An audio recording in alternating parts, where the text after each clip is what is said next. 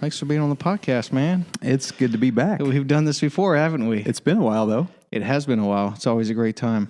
What do you think? 2 years? Well, the original one was the Kent Lapp podcast. And, man, I think I had done about 20, 25 episodes on that. And that was 2016 or 17. So it's been 2.5 years, good probably. 2 years at least, yeah. It's been a bit. Time flies when you're having fun. It really does. Sometimes it flies when you're not having so much fun either. That's right.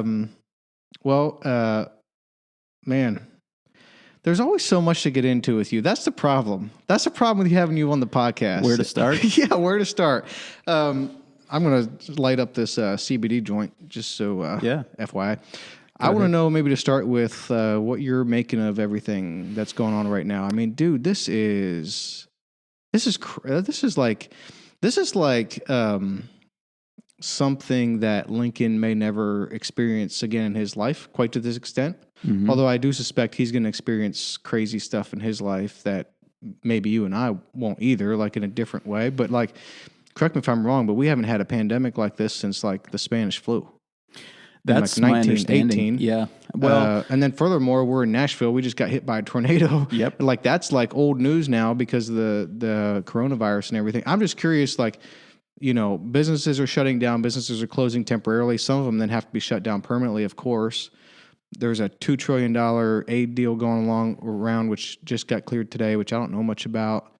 The virus. I'm just kind of curious what you're making of all this. Yeah. No, it's something we think a lot about. And, you know, I think MJ, my wife and I were talking about how, you know, when something like this happens, it's really, it totally disorients your map of the world in a sense, or of reality. And it reminds you that this is actually the base level existence of man, you know, that, you know, for all of human history, things would come along. Nature has been trying to kill us at some level, right?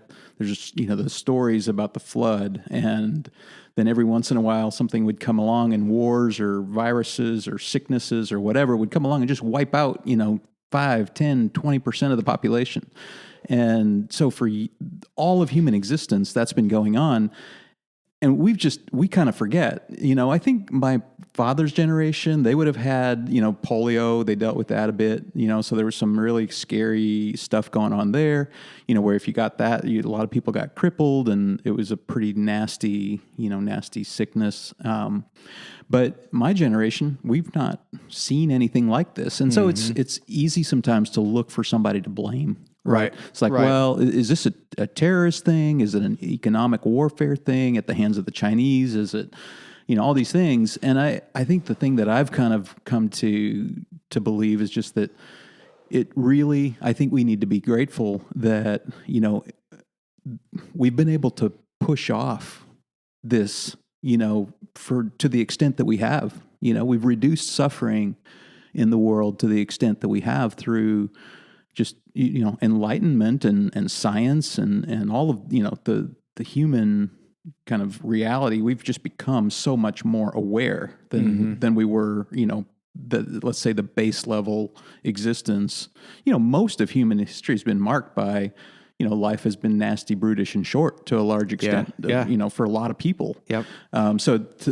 You know, the fact that we get to ride out this quarantine, you know, with running water and Wi-Fi and Zoom meetings and air conditioning, temperature-controlled houses, all of that. It's like, yeah, it's terrible. Don't get me wrong. Yep. It's real suffering, and real people are being hurt, and it's something that I want our best and brightest people working to mitigate as quickly as possible. And I want to make sure that anything that I can do to, you know, slow the spread of this or help, you know, people in need or whatever, like I'm all in. Mm-hmm. And I'm grateful that we've pushed back suffering to the extent that we have. Yeah, that's actually a great point. And not only are we in temperature controlled houses, but you know what? If you can't pay for your water bill right now, don't worry about it. Mm-hmm. If you can't pay for your electric bill right now, don't worry about it. Like that hadn't really crossed my mind how good we have it in a lot of ways. This idea about Earth trying to kill you, you know, like, because this is where it came from, you know, Wuhan, China, and animals, and people have ideas about, is it some kind of a warfare? I mean, there's all kinds of stuff being thrown around, but assuming it did actually come from Mother Nature, that was a thing that I was thinking about last week too. We were at the ocean recently, and it was like occurred to me how beautiful the ocean is, how refreshing it is. Like, it's really, really majestic, and it's really, really terrible. Yeah. Like, I was just wondering, like, how many lives did this thing take? How many lives did this ocean take? Quite a few, I'm sure. Quite a few. And then beyond, but not just human lives then, like, how many animal lives did this ocean take? Quite a few. So it's like, here you have this beautiful, necessary, majestic, rejuvenating. Like, you can't, if you're going for the ocean, you can't get that anywhere else. Like, where you need to go for that is the ocean. It's like, and so you have this like life-giving and life-taking piece of earth simultaneously. And then I was thinking, like, we had, I think we were eating a bag of pretzels or something, and we left it out, we're on vacation. What are you going to do? So the next morning, of course, I don't think we shut the bag quite properly. So like a couple of pretzels on the top were a little stale because why was that? Well, it's because air got to it. Like just air, like just like exposing some food to like to the air around us makes it go bad. Like, so it's almost like, Earth is, you have this, it's so beautiful and necessary an ecosystem, and yet it's also terrible and unforgiving at the same time. Yeah. Well, I think the awareness that nature has its hands around your neck, it's baked into something very deep in you, because you know that if you don't act, like if you're say a child, and then someone watches out for you for the first 7 years of your life or 10 years of your life or whatever, at some point, if they were just to lay you in a bed and you were to just decide not to act, like you were just going to be still and not act, like nature will kill you.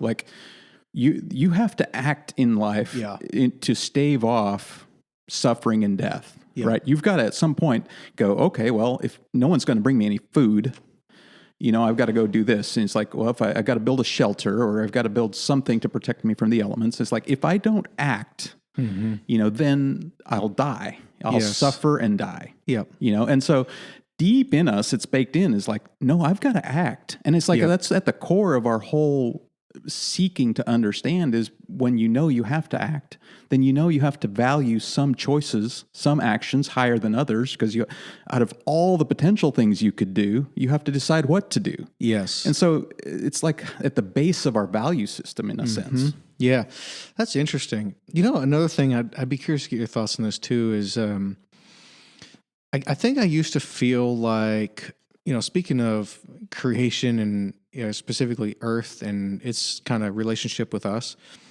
like I did used to think of more like me as a solo entity, as a single entity, and then you're there as your entity, and then we have this third entity, Earth. But I mean, man, if you think about it, like we're legitimately all in this together. Like we are tied together. You like it or not, we are tied together here. Like you're, and this is clear even more so now than normal, but your actions have an effect on me, and how I conduct my life has an effect on you, and how we conduct our lives like has an effect on like other people, and we were just like, we are sort of together here, I mean, there's kind of a beauty in that, but there's also a terribleness in that too, because it kind of strikes at our self-reliance. Like if I could be a solo entity and I could be my person and I'm going to do what I do, and I don't really need you. Matter of fact, I don't really need like the earth. And matter of fact, I'm not really going to take great care of it because I'm going to do my thing. Then you can have a little bit of like self-sufficiency. But dude, there's at the end of the day, there's not a whole lot of self-sufficiency here. Like we are in this thing together, and you try to take away some necessary things, and we die, which speaks to which speaks to your point. Right. And I think, I was just thinking about how, I think as a Western, let's say the U.S., I think we've gone maybe too far down the road of valuing. I think we take the message of that the individual as a divine, as an image of the divine, like that's baked into our Constitution and our whole system of government. But I think sometimes we take that individualism beyond what it was meant to be, which is it's the epicenter of the state in some way, because each individual is this kind of center of divine presence. And so we're all connected in this. We're all the center of the universe in our own center in a way. It's like God is reflected in each of us. His presence is in each of us. And so, but it's easy to take that individualism a little too far, I think, sometimes and go, okay, well, our great technological power has allowed us to not necessarily depend on each other as much, right? But I think there's a mistake there, and we're seeing it now. It's like, well, I needed to be connected to my neighbors here because I wasn't one of them that went and stocked up on toilet paper before this great coronavirus quarantine. Right. Yes. So, I've got a family of 6. We're down to the last 3 rolls. I'm in trouble. Yeah. Like, what am I doing, really? Yeah. I'm it's out for good reason, because God knows coronavirus gives you the shits. Like, where did that even come from? It's like, why toilet paper? That's what I'm saying. I don't know. I think there's a lot of like symptoms of the coronavirus. I don't think like massive craps is one of them. Generally no. I don't know why that's the one, but the beauty of it all was I needed my neighbors. So I posted on our neighborhood Facebook page, and I just asked if anybody had any guidance about where to get any toilet paper. Okay. And several people offered to just give me some. That's great. We then traded cinnamon rolls, way. for toilet paper. Oh, that's awesome. So we have a story about bartering. Dude, it really rolls. is the end of the world then. If you're really trading toilet paper for cinnamon rolls, dude, it's over. Right. I was going to just put it on Facebook and say, I'll trade somebody like a box of 9mm for some toilet paper. But I was like, dude, that's like apocalyptic style. Oh, it totally is. I mean, but when you start trading alcohol for ammunition, it's over, bro. Yeah. It's totally over. But seriously, if when you back to this self-sufficiency thing, you lock someone in a room, solitary confinement, and see how they do. They don't do very well. No, you'll lose your mind. You lose your mind eventually. Like, people are getting agitated because we have to be in our houses, but you can be in your house. Not just, you can be in your yard. You can walk the street, and we're getting agitated enough at that. And that's just what I'm speaking to with like. We are individuals. Yeah. We are. God created us. God created you, and so, but we have common denominators in that we share a single creator, and that we share a single universe. We share a single earth, and your actions, affect mine for the good or the bad. And then, so I just think that's the one, like that thought. I've been thinking about that a lot, actually, just how connected we are. Yeah. I think, there's this interesting little science fact that I learned a while back about trees. Tree roots go out pretty far, but what we don't see is that there's a part of the tree roots that kind of goes on beyond what we can see. There's this network, I think they're called Mycorrhizal Networks. So I don't know how to pronounce it necessarily, but they're these kind of hair-like tips to the roots and it turns out that they actually go out pretty far, and then furthermore, they communicate with other trees, right? Yeah. And so when there's like this kind of, I need this kind of nutrient, and there's like one of them metabolizes some energy this way and then makes it available over here. And that communication can happen over miles. Yes. It's like, so I think we know we're pretty technologically powerful. And so we're really keen on what we can see and measure. But there's so much of the energetic ties between humans and the reliance, to your point, on all this that is so critical to our well-being, to our understanding of the world. And one of the reasons I think the quarantine is so disturbing for people is because, the routines like work have been interrupted. So that's all shifted. Mm-hmm. And then it's easy to throw stones at the entertainment culture or at the sports culture. And I think a lot of Christians sometimes, at least the fundamentalist Christians, sometimes throw stones at those because, it's like this entertainment culture that it's easy to kind of critique, if you will, and it probably needs critiquing. But, things like music, concerts, for example, like is it entertainment? Yes, but it's also something that helps us make sense of the world. Like music, as we experience it, good music is crucial. In fact, you could make the argument that if you never listen to any music, you might lose your mind. Music is really important to our kind of being able to kind of map reality in some sense. And so to go and be in community with other people, to experience music together, like that it plays a non-trivial role in helping you map the world and understand the world and your place in it. And it's not just an experience, is what I'm saying. Yes. And the same is true for sports. Exactly. You know, sports, one of the reasons that sports have been this, you know, and again, something easy to critique, maybe the level at which people get involved. But nonetheless, the idea of sport is as old as, you know, humanity. Yep. And it's because, you know, you have people equally kind of cooperating and competing, working towards an aim together. And then, you know, when someone hits that aim, you know, they shoot the basket or something, everybody's like, yes. Yeah, you know, it's an art form. And it's like, we're watching people cooperate, coordinate, and move towards a target. Yep. And it's like, we're kind of, in some sense, it helps us cooperate and coordinate and move towards our targets. Yes. And so it's not trivial that we're not getting to engage in that right now. Yeah, fascinating. And so I think there's this disruption and this kind of dis-ease that goes along with, you know, and some of it is probably just people, you know, getting these kind of dopamine hits or whatever from, you know, or maybe they're watching TV because they don't want to engage or whatever. And there are things to critique there. But I also am, you know, I think there is a real cost to it. That's an interesting insight. I mean, I hadn't thought of that. So maybe for some people, this is like a healthy course correction. Right. If we're too into, say, sport, or heck, I don't know if you can be too into music or not. I don't think so, but maybe. But so maybe for some it's like a healthy course correction. But your point is, we were made to experience these things, and when you go through long periods of time where you're not experiencing these things, then you're not fully living the human. You're not fully living your human existence Experience. Experience. Yeah, right. which is interesting. But you talked about music, and I just last week read my first C.S. Lewis book. I don't know why in the world I didn't read this guy sooner. Right. But Mere Christianity by C.S. Lewis is actually really great. I really enjoyed it. But he has a quote in there that I should probably just kind of get verbatim if I can find it on Twitter. But the comment was that I'm not going to be able to find it.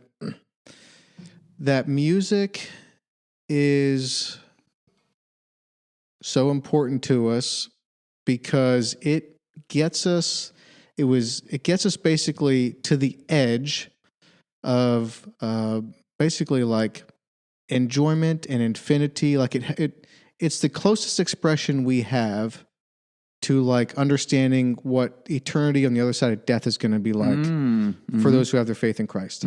Like it is it's the best understanding of essentially eternal life, which I thought was really great because, and so what you're saying is if you like take that one expression away or you can't enjoy it to the fullest, like it's going to have an impact. Sure. Let's go back to the internet of the forest. That was referenced in this book over my shoulder here. Oh, yeah. How to Change Your Mind by Michael Pollan. So what you're talking about is actually mushrooms. So first of all, you're right in that the roots do go out, but then they connect to nets of mushrooms underground. I gotcha. And the ones that go for miles and miles is actually mushrooms. So yeah, it's not trees, it's mushrooms. Well, the tree roots go out. You're right on that. The tree roots go out a ways and they connect, but I don't believe the tree roots themselves are the ones that go for miles. That's mushrooms. I gotcha. So there's this, whatever you reference, the name might be right, but it's in the mushroom family. And it's basically the internet of the forest. It's amazing. And you're right in that if one tree lacks a certain nutrient that it can't get because based on where it's located, guess what? Mile and a half away, over by the stream or at the top of the hill or on the other side of the whatever, that tree has those nutrients. They connect. Dude, that's phenomenal. Amazing. Can you imagine? Making something like that? Like we think we're cool because like we can text each other. Right. Because the trees have been used in an internet form for thousands of years. It's amazing. It is amazing. Yeah. as old as the trees. Yeah, literally. What do you think is going to? What are your thoughts on like the economic impact and like how life is going to get back to normal and how that new normal might be? Well, it's anybody's guess at this point. I think we're going to have to move. Like in my mind, the move towards a less draconian restriction should be like I think, another month of this, it's going to really cause havoc economically. I think another week of this, we can probably bounce back from that by summer, economically speaking. But, and there's some ideas that once testing is ubiquitously available, then you only need to quarantine people who test positive and those at risk. Then the bulk of people could get back to economic activity, get back to work and all that. And only the at-risk people would need to quarantine and the people positive. But we don't have ubiquitous testing yet, so we can't do that. But, there's reason to be optimistic about that. I think, there's testing that could be, there's more coming online every day. And at some point, testing will have caught up to demand where we'll be able to test on demand and be able to quarantine those that's sick and at risk. And then we can kind of get back to at least 80% capacity maybe, which keeps things from kind of crumbling. If someone has the virus and recovers, they're basically immune to it. So yeah, right? That's for most viruses. For a period of time? I don't think they know that yet about COVID-19. Okay.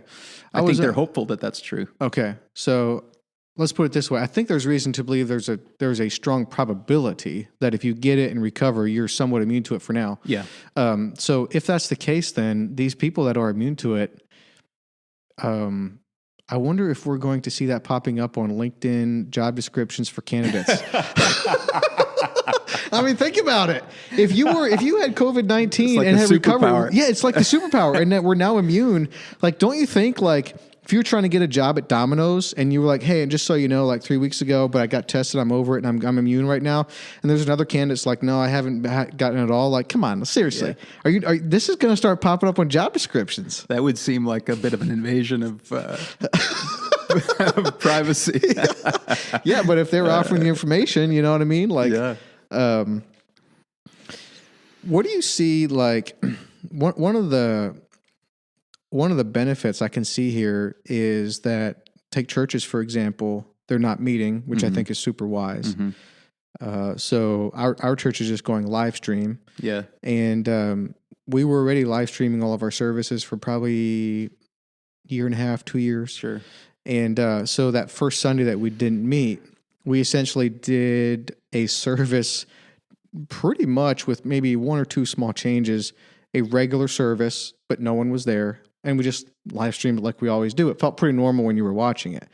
And then the next Sunday, they kind of took it to another level and made it more specific for, we got a couple other cameras in, changed the setting a little bit and made it a little bit more specific for what we knew is going to be the new normal, which we're assuming at this point for the next 6, 7, 8 weeks, maybe longer, that we're just going to be live streaming. Yeah. So what it has, and this is not how church is to be done going forward. This is not how we want to do church going forward. Like, we can't wait to get back together again in person. So there's significant downsides to it. But one of the upsides is it has sort of forced us to get serious with digital and do the extra thing or buy the extra equipment or make the extra hire or just kind of double down on all things digital. Sure. Whether it's, how you film, or how you get your message out through the live streaming or social media or the website, or, all of those things. How you can offer classes online, those types of things. And I just see that as actually a real benefit because after this kind of clears up a little bit, it's not like we're going to have this, say, competition between digital and in person. This is how, look, we've been going this way. It's been going this way for years now, right. Where it's like the in-person stuff, you need digital, they're not at odds with each other. Like, this is just the new world, is that digital plays a very important part. And this is forcing the point, in my opinion. So what do you think is like what do you see like people that are doing it well or not well, or what are your thoughts on like how it's forced the digital to be such an important part of our life and how that can actually benefit us going forward? I think that's one of the benefits we see, that integration starts getting stepped up, where it's more, I think maybe we consider we need to be in every channel, it's Right. not just but I think it's also important to kind of figure out in what ways this is different.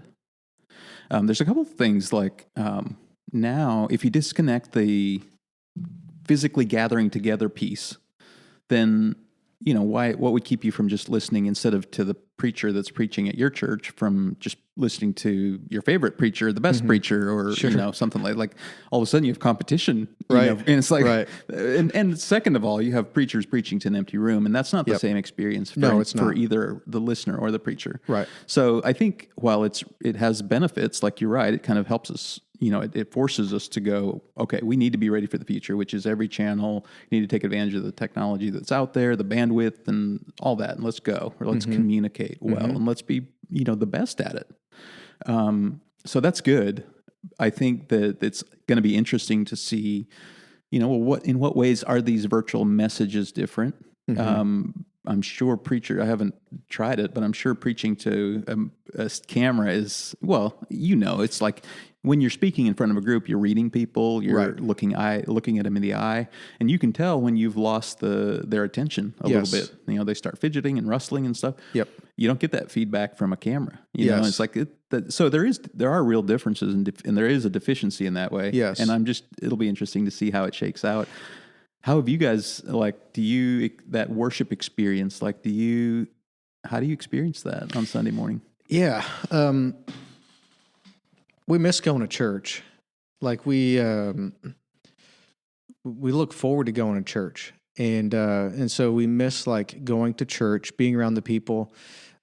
Just the couple of nights ago, we were watching a show or a movie or something, and it was just like a setting in the show or the movie where it's like it showed like the street, and it was a city somewhere, and it showed some buildings, and people were walking around, and there was a park, and it was just like people were walking and doing their thing, and I was just like, I was envious of it. I was like, those people don't know.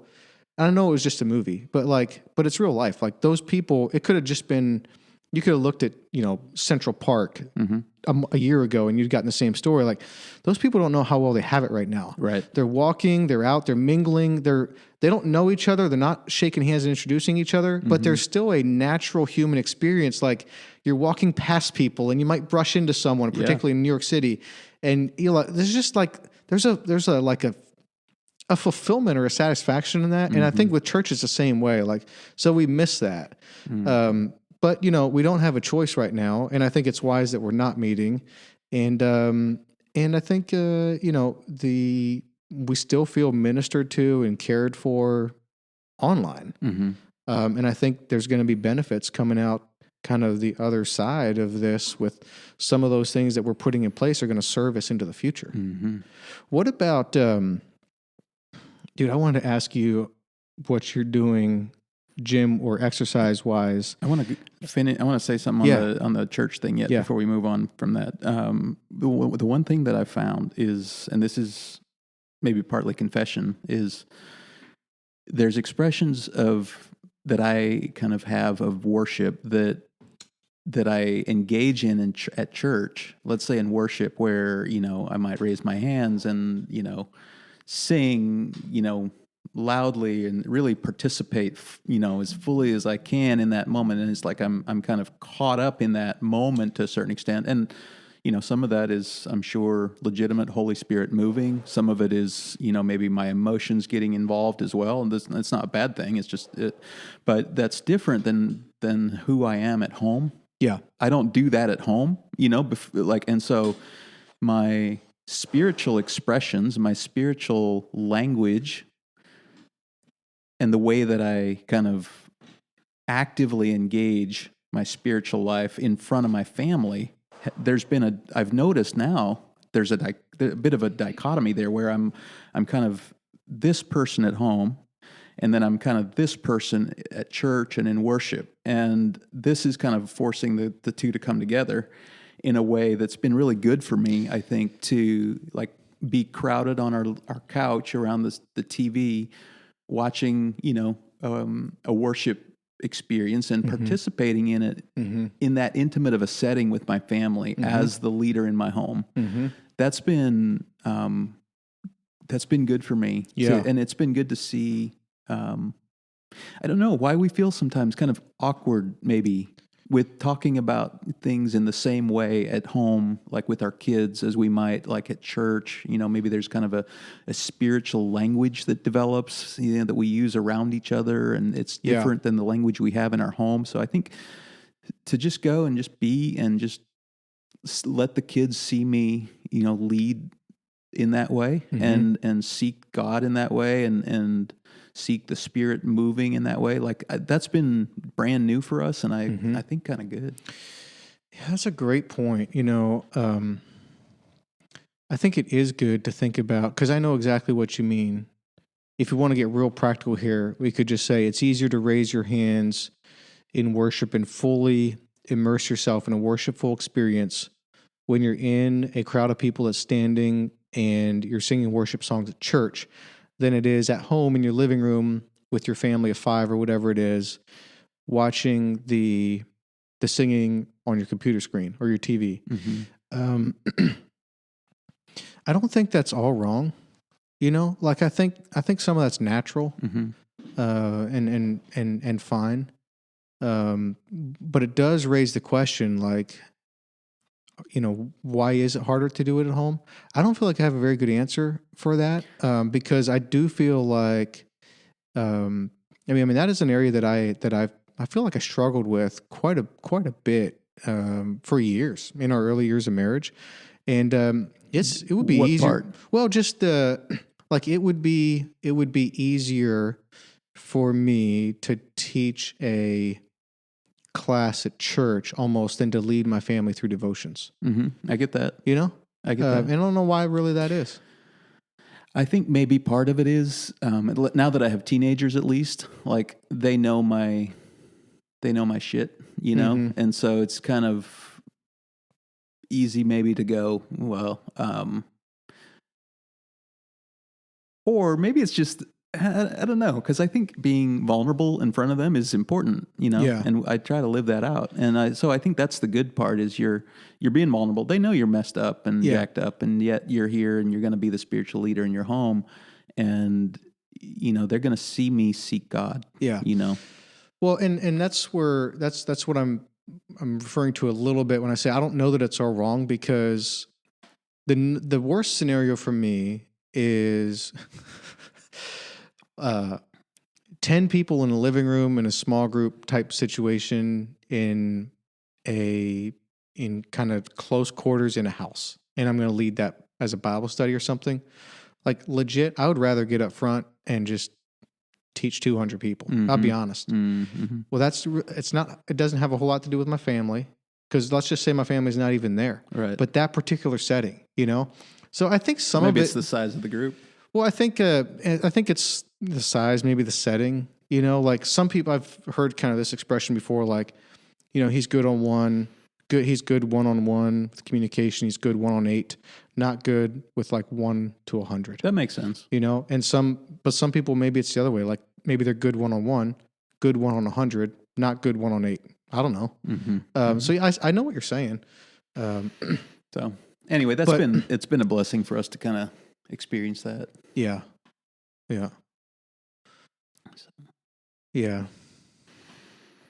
But anyway, you were saying, but it's just that. But you were asking, like, Howard, like that's the one thing I miss the most, is because like preaching in person, that's hard to replace too. But worshiping online, that's hard. Yeah, that's hard. Like it's so much better in person. And this is why concerts are still in high demand, because like the digital streaming and everything is like really cut down on artists' compensation, because you can listen to their music super cheap right now. But you know what's still good? It's like tours. Right. You're still making money at tours. Why is that? Because people want to go to the concert in person. So and it's just not I don't think the web will ever kind of take that from us. No. Well, we're sensory beings, and in person, you've got far more of your senses engaged. Like all your senses are engaged when you're in person, right? Right. Everything. Yep. You're fully switched on and you're there. Yeah. You listen through your earbuds or whatever. It's like, that's one sense. Yeah. It's a good and point. so it's just a different experience. What are you doing exercise wise? Because man, this one's tough for me. So our gym, so I hadn't worked out good like for almost a year until 4 weeks ago. And for 2 weeks, I was going to the gym Monday through Friday and eating really clean for 2 weeks. I gained 5 pounds in those 2 weeks. And I was eating super clean and working out. So I was like, I'm pleased to be gaining that 5 pounds because it's like, that's got to be good weight. Sure. You know what I mean? Yeah. So I was feeling good. I was eating cleaner. And then we went to the beach for 2 weeks. And of course that stopped. And then we come home. And right when we come home, the gym closed. And one of the things that I've kind of figured out now about myself is that, because I've kind of gone back and forth this a few times, but I'm pretty clear now, exercise is the lead domino for me. It's not diet. And what I mean by that is I can start eating clean today, and that won't necessarily prompt me to exercise and may not prompt me to do some other things. But if I start exercising, that's the lead domino. If I start exercising, preferably 5 days a week or at least 3, I will start eating cleaner and I will have more energy and that will compound into other good behaviors. So exercise is the lead domino. But here's the thing, dude. I don't want to go outrun by myself. I don't want to just do a bunch of push-ups on the floor. There's a reason I pay the couple $100 a month to go to CrossFit. I like to show up at 11:30, work out with 20 other people, half of which are there every single day, and shower and go back to work. And because I have more energy the rest of the day, now that I'm not working out, this afternoon, man, I was feeling tired around 1, 2 o'clock. I noticed it yesterday, the day before. So, CrossFit it works for me. I understand that's not everybody's thing or whatever. Some people don't want to spend the money on it. Some people think it's silly, to go somewhere. You could just go on a run yourself or go in nature, which I totally get that, which probably totally works for them. Or you could just, truth be told, there's nothing you got to do at CrossFit you can't do at home if you get a couple of things of equipment. Right. But there's a reason I go into the gym and pay for it, because all of that accountability, that community, doing the workouts, you push yourself harder when you're with people. Harder. Way harder. And it just feels like an event that you go to and you do your thing. If I had a rower over here and after this podcast I was going to go row, I don't want to do that. Yeah. There's no part of me that really wants to do that. So what are you doing? Maybe you haven't figured out anything yet because the gyms are basically just now closing. But if this turns out to be 2 months or 3 months where you can't go to CrossFit, what are you going to do? Well, MJ and I made a commitment to each other that we're going to come out of this quarantine fitter than we went in. Oh, crap. So giddy up. So there's that. No, so our gym has been really good about supporting us at home. So first of all, they checked out equipment, so you could go and check out a couple pieces of equipment. Did you check out equipment? Dude, I missed it at my gym. Yeah. It was my fault. A little bit, not much. We got a dumbbell. What'd you check out? Got a 35-pound dumbbell, ab mat, jump rope, and a 25-pound and maybe a 25-pound plate. So for things like, you can use a plate for things like goblet squats and plate carries and farmer carries and plate hops and Russian plate twists and all those things. So that's very versatile. We've got a couple kettlebells and we've got a couple sandbags. Okay. And we have, I guess that's about it. But you can do a lot with a couple of kettlebells and a sandbag. We have some medicine balls too. So, stuff like thrusters, with any of those things, ground to overhead, burpees, we're doing, and our gym is writing these programs for us, right? So it's and not only doing that, but they got a coach on Zoom at, 4 or 5 times a day that has class held on Zoom meeting, and there's 6 to 10 people on the Zoom meeting all working out at their own place together. But it's there's a whiteboard and a clock and, it feels a little more legit. And so it's I'm working out with all these people. I just did that before I came up here. So, really? Yeah. Okay. So did you do the Zoom one? Mm-hmm. How many people were on it? 7, I think. How does that work? Where you take your laptop outside? Yeah, I did. I took my laptop out on the porch and just. But do you walk up to the laptop, get your instructions to go do the workout, or? Yeah, well, I have the workout. I have the laptop kind of pointed at me as I'm working out. Okay. But I mean, part of it was like a 200-meter sprint, a bunch of them. So, obviously you go run and come back. But like the dumbbell, we did, we had to hang dumbbell snatches and hang dumbbell power cleans and what was the other movement? Oh, dumbbell thrusters. So while you you're do working all that in out, front of the Zoom meeting. Okay, so the coach obviously isn't talking to you while you're working out. He is actually. Like he was like, I'd hear him sometimes. He's like, "Good job, Pat. Good, looking good on those snatches." Yeah, dude, that's what I'm gonna need, bro. Yeah, that's kind of cool. Yeah, which in interest, maybe it opens up a new opportunity for businesses to do that more. It's like, well, if you got a really great coach, it's like, maybe he can coach you from wherever he is and just do it on Zoom. And I know that happens to a certain extent now, but I bet it could spread more.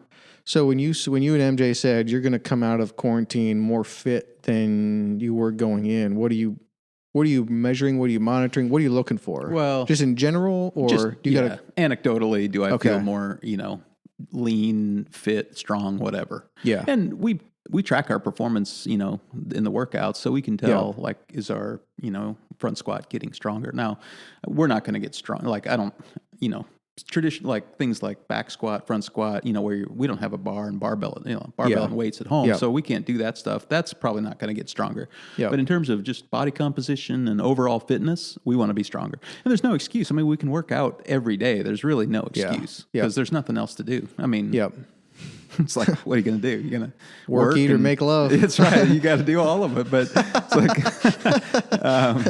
so I want to talk about that a little bit too. Sometime it's like making love. Yeah. Well, I feel like my libido's been reduced in this quarantine, surprisingly enough. Well, I'm not shocked to hear that. Do you think it has? Because that was one thing I was going to say when we talk about like monitoring, getting more fit. Yeah. So for me, I'm not huge on, although I am starting to track. Like this summer, I want to get more fit than I've been in 15 years. Yeah. That's kind of my goal for the summer. And so I am going to track my weight. And I'm going to track, CrossFit, obviously you track the workouts in Wodify.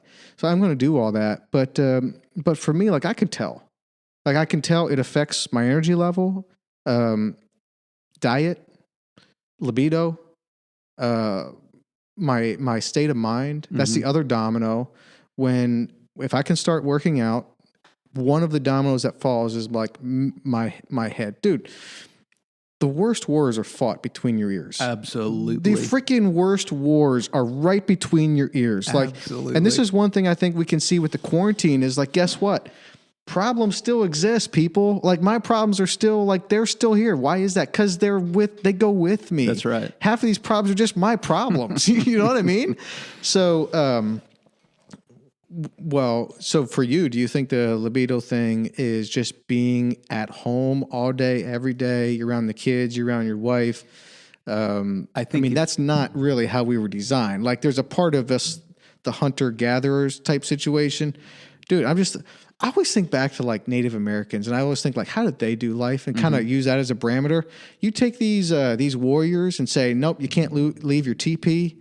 And maybe you can come out and walk like within 3 feet of your teepee, but don't get anywhere close to anyone else, or go into their teepees or go into the community teepee or whatever, and don't go on hunts together. Don't do any of that. Like, bro, those guys are shrivel up and die. Like they're meant to fight. You know what I mean? Like they're meant to wage war. Yeah.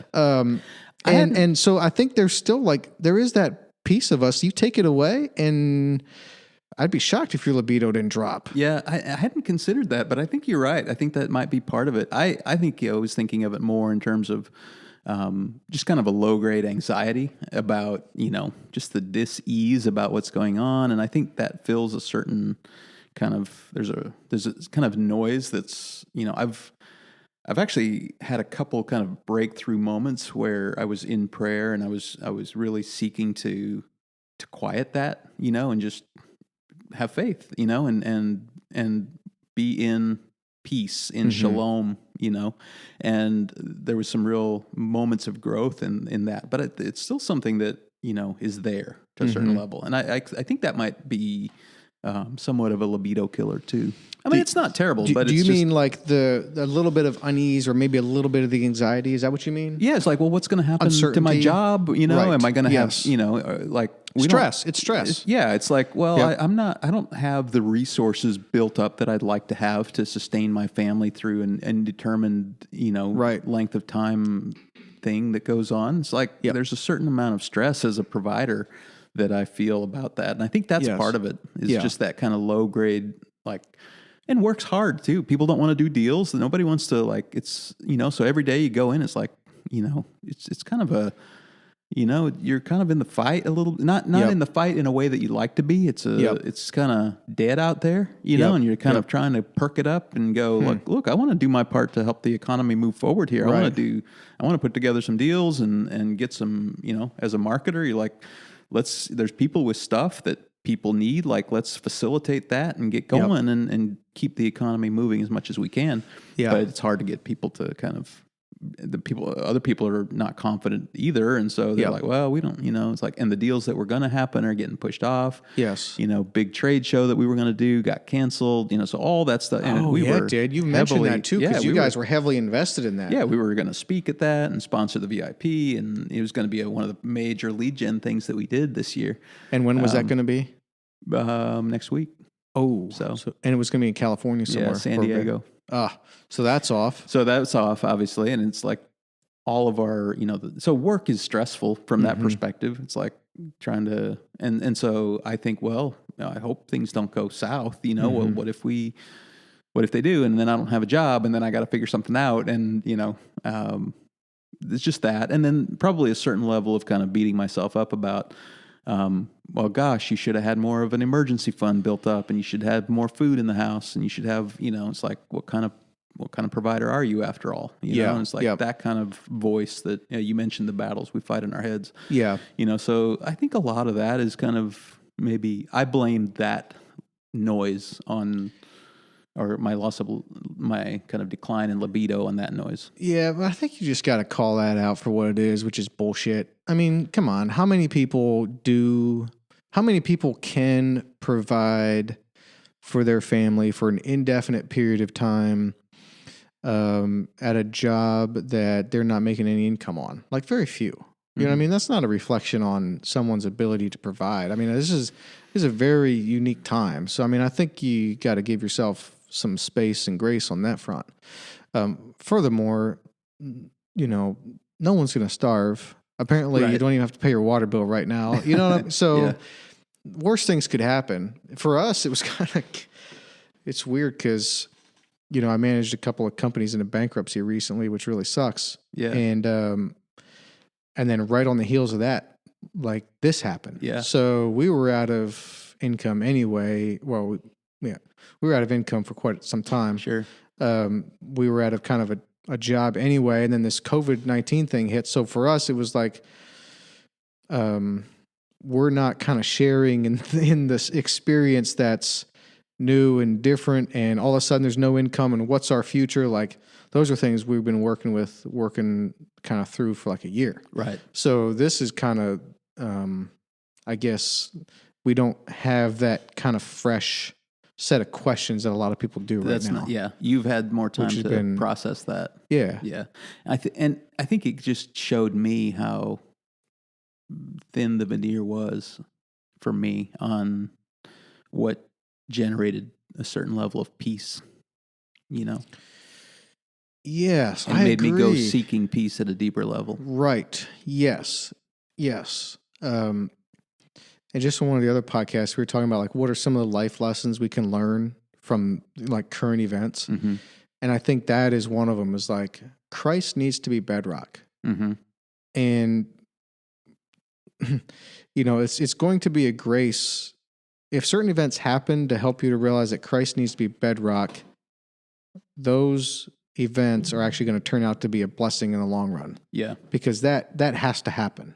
Like, so if our fulfillment or our satisfaction or our kind of trust is put in things that you said, like something like this comes along and it helps you see that veneer is pretty thin after all. Yeah, exactly. 100%.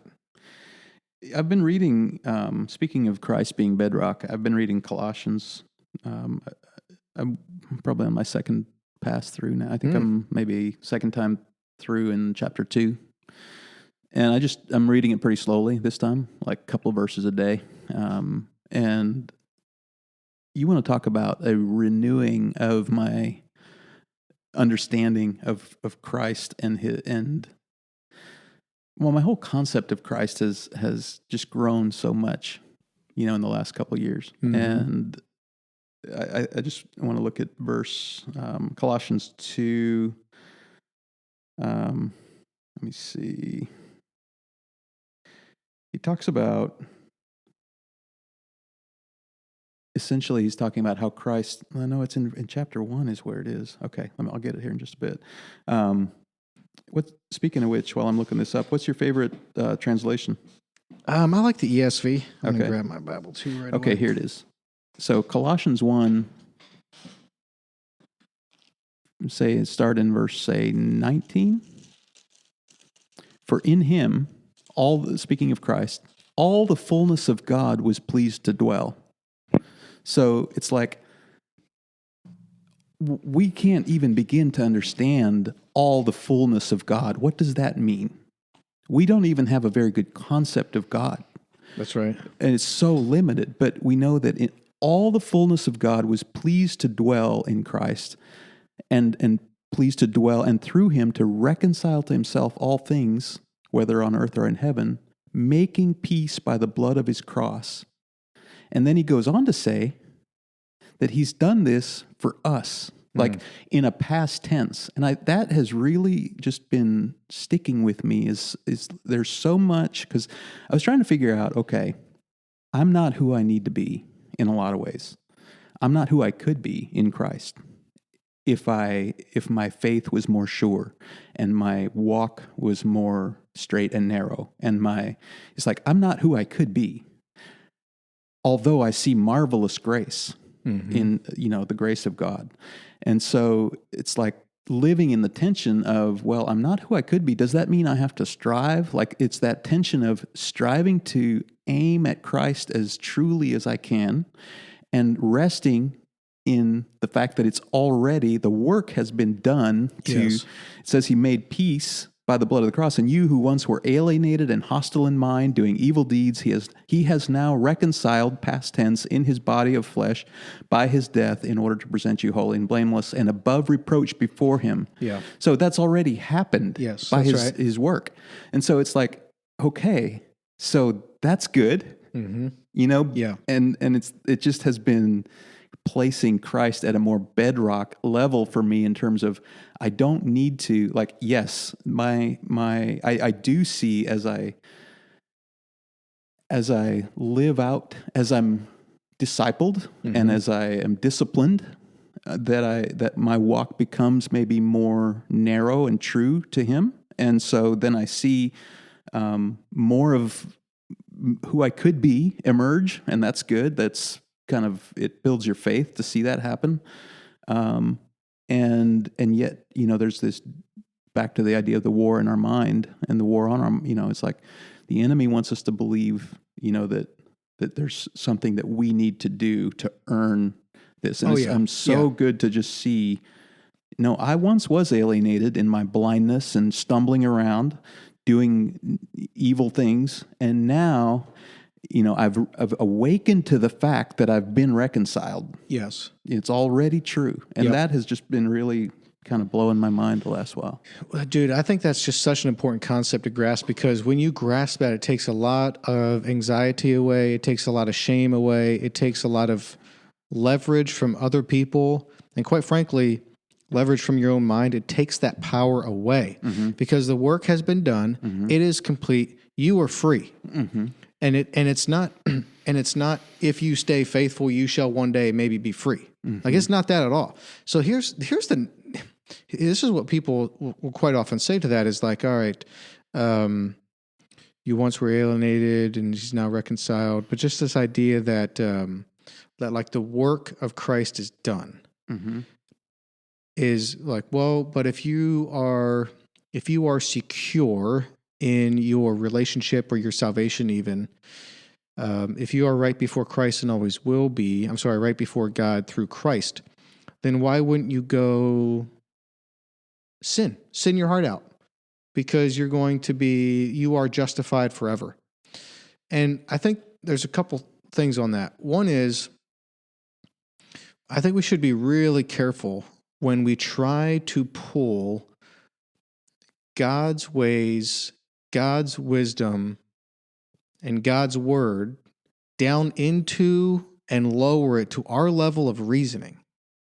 Why do we sometimes put like scripture, which is the very words of God? That's amazing. Like he created the universe with his words. You and I enjoy this beautiful earth, and it's been created from God who spoke it into being. That's the craziest thing you've ever heard, dude. And why do we think like that his very words, it comes to us through scripture, we should be able to pull it down to our level of reasoning and kind of use that as a litmus test whether we're going to believe certain aspects of this Bible or not. I mean, it's one of the, it has to be one of the kind of worse, maybe worse sins you can like.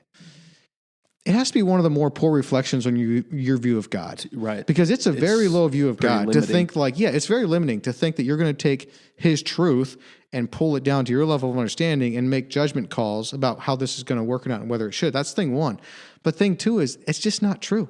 Like when we kind of wrapped our heads around the idea that God's work is finished, it's complete in you, and it's going to remain so. You know, what that calls us to do is to press in more, to love God more, to be more interested in his ways, be more interested in what the scripture is saying and how this life is supposed to work and how we can glorify him. It drew us away from sin. It did not push us into sin. And so in Romans, I know it talks about that, like, because they just addressed the question straight up, like, oh, do you think because grace is so clear and decisive that that's a license to sin? God forbid. You know, like how can those who are saved by Christ go on sinning? Like so it's just, it just doesn't, it presses you into, I think, further the heart of Christ. And when you kind of understand that kind of that finality of justification, it does not cause you to go sin. At least it hasn't for me. Yes, 100% on both points. And furthermore, my question is like, when someone asks that or says that, it doesn't jibe for me because it's like, have you met Jesus? Right. Like, bro. Yes. You haven't. I want to be careful what I say, but it would be difficult for me to imagine someone experiencing what I've experienced, and then going, oh, but I can see how I would want to reject that and sin as much as I can. Yes. Yes. You know, like I don't. It's kind of like once you see, you can't unsee, and that's right. And you know, it's like, man, have you met Jesus? Yes. Like, yeah, have you met the real Jesus? I totally agree with you. Dude, that idea, though, in Colossians, that for in Christ all the fullness of God was pleased to dwell. Don't you think that has to speak to the Trinity? Because if that carrier for the fullness of God was anything but God, it would explode. You know what I mean? Like it had to be God. Otherwise, it wouldn't have worked. Yeah. Like if the fullness of God in the same way came and like indwelt us, which I understand that it does, but like in the same way, it would just like we would just explode. Combust. Yeah, we would combust. Yeah. Yeah. So let's talk a little bit about Christ, because I think I've been learning a bit about this and I've been curious about this is, okay, I heard this saying recently where Christ wasn't Jesus's last name. You know, it's like, yes, I heard this too. It's think more the idea of Yeshua, Jesus of Nazareth. He is the Christ, right? And so the Christ has an eternal nature too. It's, it's the Word in John. In the beginning was the Word, and the Word was with God, and the Word was God. And it goes on to say that, without him, there wasn't anything made that was made. Again, it speaks to Christ being the creative force at the beginning of time. Yes. And so the Word, this idea of logos, so this truthful, loving speech that, created the ordered world that we know out of the chaos of potential, like that, it was in some way this eternal nature of Christ. And then all of that was present in the man Yeshua. Yes. That lived, on this earth as a, Middle Eastern carpenter, and, lived and then died and then rose again. And so it's like that final, kind of death, got his tail kicked. Yes. And, the battle was won. It's Yes. like, and that's the point in Colossians, right? It's Yes. like, that's what he's saying. It's like, that's happened right then and there. Yes. But this idea of Christ as something beyond the space and time of Jesus Christ, Jesus the Christ, is, and so it's, Yes. and then there's also the part of Christ that lives in us, Yes. and so there's all these different aspects to, or ways of conceptualizing Christ, maybe, or, Yes. and the more that I learn, the more that I see that I don't know, Yes. in some way. Yes. It's like, man, I don't, there's a lot. Yes. there. I totally agree. That was a new kind of, I'd heard that too. Like Christ was not Jesus's last name. And I don't know what I was thinking before that, but it did jump out to me. It's like, that's 100% true. He is Christ, Son of the living God. One of the things that C.S. Lewis did a good job kind of talking through in his book, Mere Christianity, is just this idea that you kind of have to accept Christ as a madman or Jesus Christ, the Son of the living God, but it needs to be one of the two. It really can't be just a good moral teacher. Yeah. Because if he was just a good moral teacher saying the things that he said, then that would be crazy. And no good moral teacher, if he wants to position himself as a good moral teacher, but then he would say the things that Jesus Christ said, well, that would be absurd. You know what I mean? Like that would be, you just can't have, you got to go with Christ, the Son of the living God, or madman. You really can't have that kind of this nice, easygoing, good moral teacher. I'm just going to go with that. He wasn't a Socrates. Right. Yes. And here's an example. Like Jesus said, he said it to more than one, but thy sins be forgiven thee, right? Well, what he's saying is like, I forgive you of your sin. But the thing is, that person who sinned, they sinned against a whole bunch of people. So by Jesus saying your sin is forgiven, who is he to get in between that person and the people that he sinned against if he's not God? Because if he's a good moral teacher, you would only forgive him if he sinned against you directly, and you would have no authority on the sin against other people that person committed, because God knows we all commit tons of sins against tons of people. But Jesus is saying your sin is forgiven. So I think part of what we can see out of that is that all of our sin ultimately is a sin against God. And so if I sin against you, that's true in one fashion, and in equally true, or maybe even more fashion, is when I sin against you, I more importantly sin against God. Right. So that forgiveness is ultimately what matters. Right. Yes. The idea of sin and sinning against each other and sinning against God is something that I'm trying to understand better too. Like the language that because I think it's easy for us to think of sin as a kind of, what's the word? Take kind of a legalistic or moralistic approach to defining sin, and what the problem with that is it's too limiting in my mind. It's like sin. I think the ancient, it's Greek. I think it's an archery term. Hamartia, I think, is the word. Hamartia. Really, it's an archery term. I didn't know that. And it means to miss the mark. So you you don't hit what you're aiming at, or you're missing the mark. Yes. And so that idea that, I'm doing things that miss the mark implies that I have an aim at, that I have a target. Yes. Yep. And I've come to think of that language somewhat in the way of, well, Jesus said, I'm the way, and so if he's the way, then his way is my aim.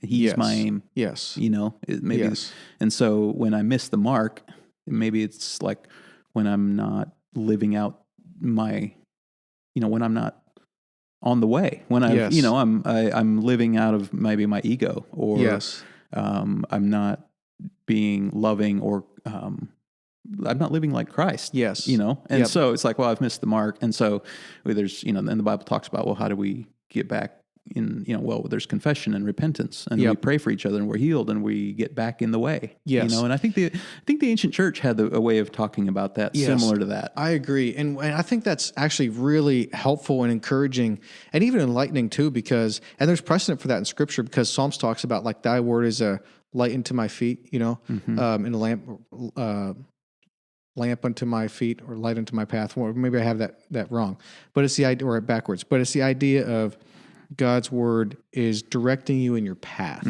And so I do think some people kind of have maybe a very thin level of understanding or confidence in their right relationship with Christ, and feel like when they're on the way and they sidestep a little bit, or they stumble, like, oh crap, maybe I'm bound for hell all of a sudden. But if you think about it, is like, you are on the path that Christ has laid out before you, that he has allowed you to trod. Like, he's gone before you, and you're in that way. Instead of like going the exact ass backwards, 180 degrees, walking into sin, and walking away from God, specifically, deliberately. Well, that, I think, kind of gives you maybe a good visual on what's going on here. Like, you are on the path of Christ. Yeah. Yes, we're going to stumble. Yes, you're going to fall into the weeds maybe sometimes, but you're on the path of Christ. That's right. He's laid it out. And he's made that way by the work that he did on that way is more than just the fact that he was a good example to follow. Like, his death and resurrection, I think, illuminate this part of the way that says that there's life after death. So that means something in your life right now. Like, this idea of death and resurrection is something that's an integral part of the journey of the cross. It's like daily we bear our cross. And so I think there's this daily bearing the responsibility of who, our potential for missing the mark, our potential for reflecting Christ and building the kingdom, and it's like all of that is like our responsibility, it's like, and we bear that in some sense, but he says his burden is easy, his yoke is easy, and his burden is light, so it's this transcendent experience where we bear the potential of our own, like, we know that there's I think Carl Jung talked about the shadow self, right? There's a part of we know that we have a dark part inside of us. We know and it's part of what fascinates us about watching shows. Like, I'm watching Breaking Bad right now with the boys. Oh yeah. And rewatching it, and the boys haven't seen it. Nice. So it's really fun to watch it with them. Yeah. But the reason that those shows are so fascinating is because inside of us, we know that there's a potential Walter White. Yes. Right? It's like, the idea of Breaking Bad, like, we can understand that. Yes. Because there's a part of us knows that we could, like, left to ourselves, like, there's a part of us that's a cold-hearted son of a bitch. Absolutely. And that frightens us. Yes. As it should. Yep. And so those shows really kind of, I think, fascinate us to that. But it's like, so we know that we need the work. So we know there's parts of us that need to die and be reborn in something more true, more like who we were created to be, more like Christ, right? And so we have to, I think, engage the process of the cross. But it's weird. It's this transcendent thing where it's his burden is easy, and it's death and resurrection. Yes. And it's not a one-time thing. So, when I first came to, when I encountered love in a way that transformed my life a little over 2 years ago, I thought I was kind of done with the transformation. Like, that transformed me wholesale. Mm-hmm. I thought it was wholesale. It wasn't wholesale. It turns out there was so much more about me, and still is, that's not yet who it could be. Yes. And so I've had to endure the pain, the agony in some sense of those parts dying off. Yes. And the ways in which I built my life on sand became exposed, and I began to build my life on a rock. Yes. That bedrock of Christ that you talked about earlier. It's like, there's jackhammering going on. Yep. There's drilling and sawing and cutting and death and transformation and resurrection on an ongoing basis. And some days, when I'm tempted to look at the waves, to use the story from Peter, it's like, it feels like I'm going to sink, because it's growing up for 43 years, rejecting the truth about Christ and building my life on sand, and then 41 years, and then radically being transformed and encountering him in a way that completely reorients your life. Like, it's beautiful and it's transformational, and I'm wildly thankful that all of that is true. It's the best news ever. And there's an element to it that's death and resurrection over and over. And it's like, that's what it takes to be on the way. Yes. Well, that's the problem that I have with legalism, is because it's death by 1,000 cuts. The cuts don't really matter. It's not life-changing, and it's not the true gospel. Like, when you are in a kind of a legalistic environment, it doesn't feel like God's burden is easy and his yoke is light. Right. And so if you find yourself in a faith or in a religion where the burden is not easy and the yoke is not light, you have to kind of you have to take it's cause for reflection. And one of the things that Ray Ortlund has said is, a former lead pastor, is that if the gospel is not scandalous, then it's not the true gospel. The true gospel is Jesus Christ took your awful, overspent, over the credit limit credit card. You were never going to be able to get money to pay that bad boy off. Never, ever. And exchanges it for a debit card with unlimited funds. And you swipe that thing whenever you need to. And it's unlimited.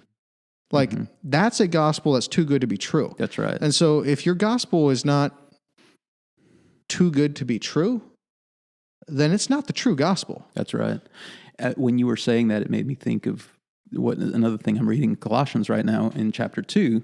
He goes to say, because you were contrasting that with legalism, right? And one idea that I've been exploring a little bit is, like, as we see and this coronavirus quarantine is something that I would say it's a destabilization that's certainly stepped up, but there has been a shaking going on when it comes to, let's just call it the evangelical church in America. The church in the West, there's been some high-profile defectors, there's been more kind of former, some would say a falling away or a, what's the word? Heretics and all that stuff. And so it seems like there's kind of been an increase in people leaving the church, at least more vocally about it, right? And combined with, this observation that much of the Western church doesn't look all that much different from people outside the church in terms of, kind of how does life work for them? How's their marriage? It's like, are they experiencing the water of life? Are they experiencing the bread of life? Are they on the way? Are they experiencing transcendence? Are they do they have a shalom in their hearts? And it's like, well, if if the church doesn't have those things by and large, then it doesn't have it's no longer offering this, a sufficient answer to the limitations of life, the 100%. coronaviruses and there's our own stupidity. Yep. And malevolence, our own ability to cause suffering to ourselves and others, which we can't explain. We have no real, it's like, what, why? Yes. What? That doesn't make any sense. Yep. But it's like that. And then Mother Nature's trying to kill us. And then there's, there's wars and there's other people's evil. And it's like, there's real problems. Yes. Not to mention the fact that if you don't choose to do the right thing, you suffer and die needlessly. Yes. And it's like, but you need something to offset that in some way. Yep. Like Christ has an answer for that. Yes. And if the church misses the whole gospel and just goes, well, it's more this system of like fear and shame, and you're going to kind of control, manage your behavior in this way so that you can kind of assuage your guilt. And it's like all these things, kind of a guilt management thing. Yep. It's like, it just doesn't hold up against the fires of life. No. And so people wake up to that and they go, I'm out. Yes. And they should. And they should. And they should. Because why not? Because Scripture talks about that too, isn't it, Paul? It's like, if there's no hope for eternal life, we're the most miserable sons of guns of all of them. Right. You know what I mean? Yeah. So, and that's the paradox of the gospel is like, it is freeing, and you have a life with Christ that you can't have any other way. Like, you are right with the Creator and God of all things, okay? But you have to die. Mm-hmm. And so when you're stuck in this legalistic kind of just doom loop, so to speak, the thing is you're dying like these thousands of little deaths, but they're not true deaths because you're not going to let your ego go. You're not going to let yourself go. You're not going to truly die. You're not going to lose control. It's freaking miserable. Yeah. Doesn't save anybody. No. But you are just you are just gonna like white knuckle this thing, and you cannot white knuckle it. No. Like that is I think the kind of the paradox of it too, because that a true gospel is scandalous. It truly is too good to be true. It really is. But you have to die. Mm-hmm. Mm-hmm.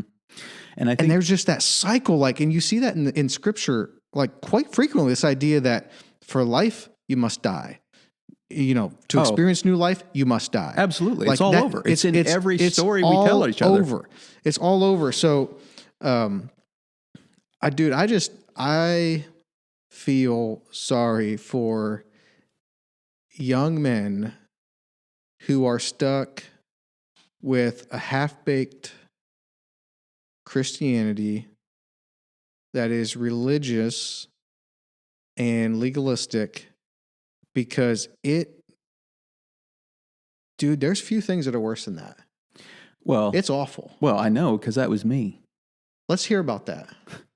I mean, seriously, like I grew up in the church, and I grew up, beachy Amish, which is a pretty conservative aspect of the church. And and at 16, I was baptized. I, would have said I was a Christian. I asked Jesus in my heart, so to speak. And then, but I was hiding all that already then. I knew that I was pretty jacked up. Like I was into porn pretty heavy at that point. And, as heavy as you can be when you have to go somewhere. Were you just using magazines back then? Yeah. Whenever we'd go to the mall, I'd always go to the bookstore. And, Was there any, did you have any, probably no phones, no smartphones back then. No, for sure. Before those Computer? days. This was, the 80s, right? The late 80s, no, really the early 90s, I guess. But yeah, so, I got into internet porn later, obviously, but nonetheless, so I thought I was doing the right thing, and I was living the story that I was told, or at least the story that and one of the kind of growth areas for me has been to go, okay, yes, I was taught some bullshit about this, but I also interpreted it like there's a lens through which I looked at it that was my own, that I need to take responsibility for. And so I don't know, I couldn't explain to you why I didn't experience the power of Jesus at that point when I prayed that prayer and subsequent prayers, but I knew inside that I was lost or at least I perceived it that way, because I spent a lot of my time avoiding responsibility by engaging in fantastical thinking and fantasy and as much, porn and whatever that I could kind of get my hands on. And it's just like, I knew that I was broken, and I perceived that in some really deep sense, but I was really good at playing this good boy front. Like, to everybody else, I was kind of, not a golden child, but I was doing the right things outwardly, and I think my mom and dad were proud of me to a certain extent. And it's like, I knew how to kind of talk my way through most situations. And I kind of, had an image that I maintained all the while, just kind of being stuck in brokenness and sin in a way that made me feel really shameful and disconnected from God, and not knowing why I couldn't stop. I remember one night in my early 20s where one night, I was on a trip in Phoenix with a bunch of guys, and I was single at the time. We went out for dinner and, had fun and all that, came back to the hotel, and then I'm like, I'm going to hit the town. I snuck out basically because these other guys wouldn't, they were Amish guys. They weren't I wouldn't have wanted them to know what I was up to. So I, went and hit the town. I was like, going from this strip club to that strip club and just, being an idiot. And, I came back at like 5 a.m. having kind of, just maxed out my ATM withdrawal, and I didn't drink heavily, thankfully. I'm not sure why, but I never did. I've never been a heavy drinker, but just felt like shit, right? Worse than that. Mm-hmm. It was just, at that point, I was kind of, I knew I would want to get married at some point and have a family, and yet I felt condemned in my own kind of inability to control that part of my life. And so I just had this fear that I would never find a wife because I was broken in that way. And I remember when I came back to the hotel that night or that morning that I just felt so condemned. I laid down on my face, and I would say, as best as I knew how, I cried out. Wow. I cried out to God to save me from this, whatever had its hands around my neck. I think that night I experienced some kind of reprieve, because then for a period of time I kind of walked free from, I wouldn't say I really experienced the fullness of God or anything kind of close to it, but I walked into a season of life where I had some more men around me, kind of accountability, which I'd love to talk about accountability because I think it's kind of a broken concept, or not, it needs updated, I think. Mm-hmm. But anyway, we can get back to that.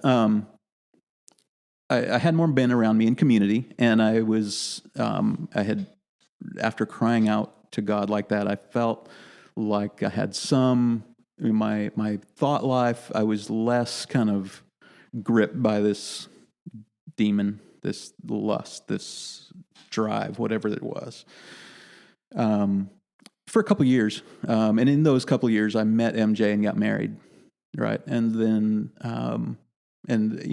I shared with her before we got married kind of what my struggles had been up to that point. So we got married and had started having kids, and then my walk with God was never, like, I lived it out. Like, I lived out the church going part of it, but I had no interior kind of knowledge of him. And I felt primarily condemned.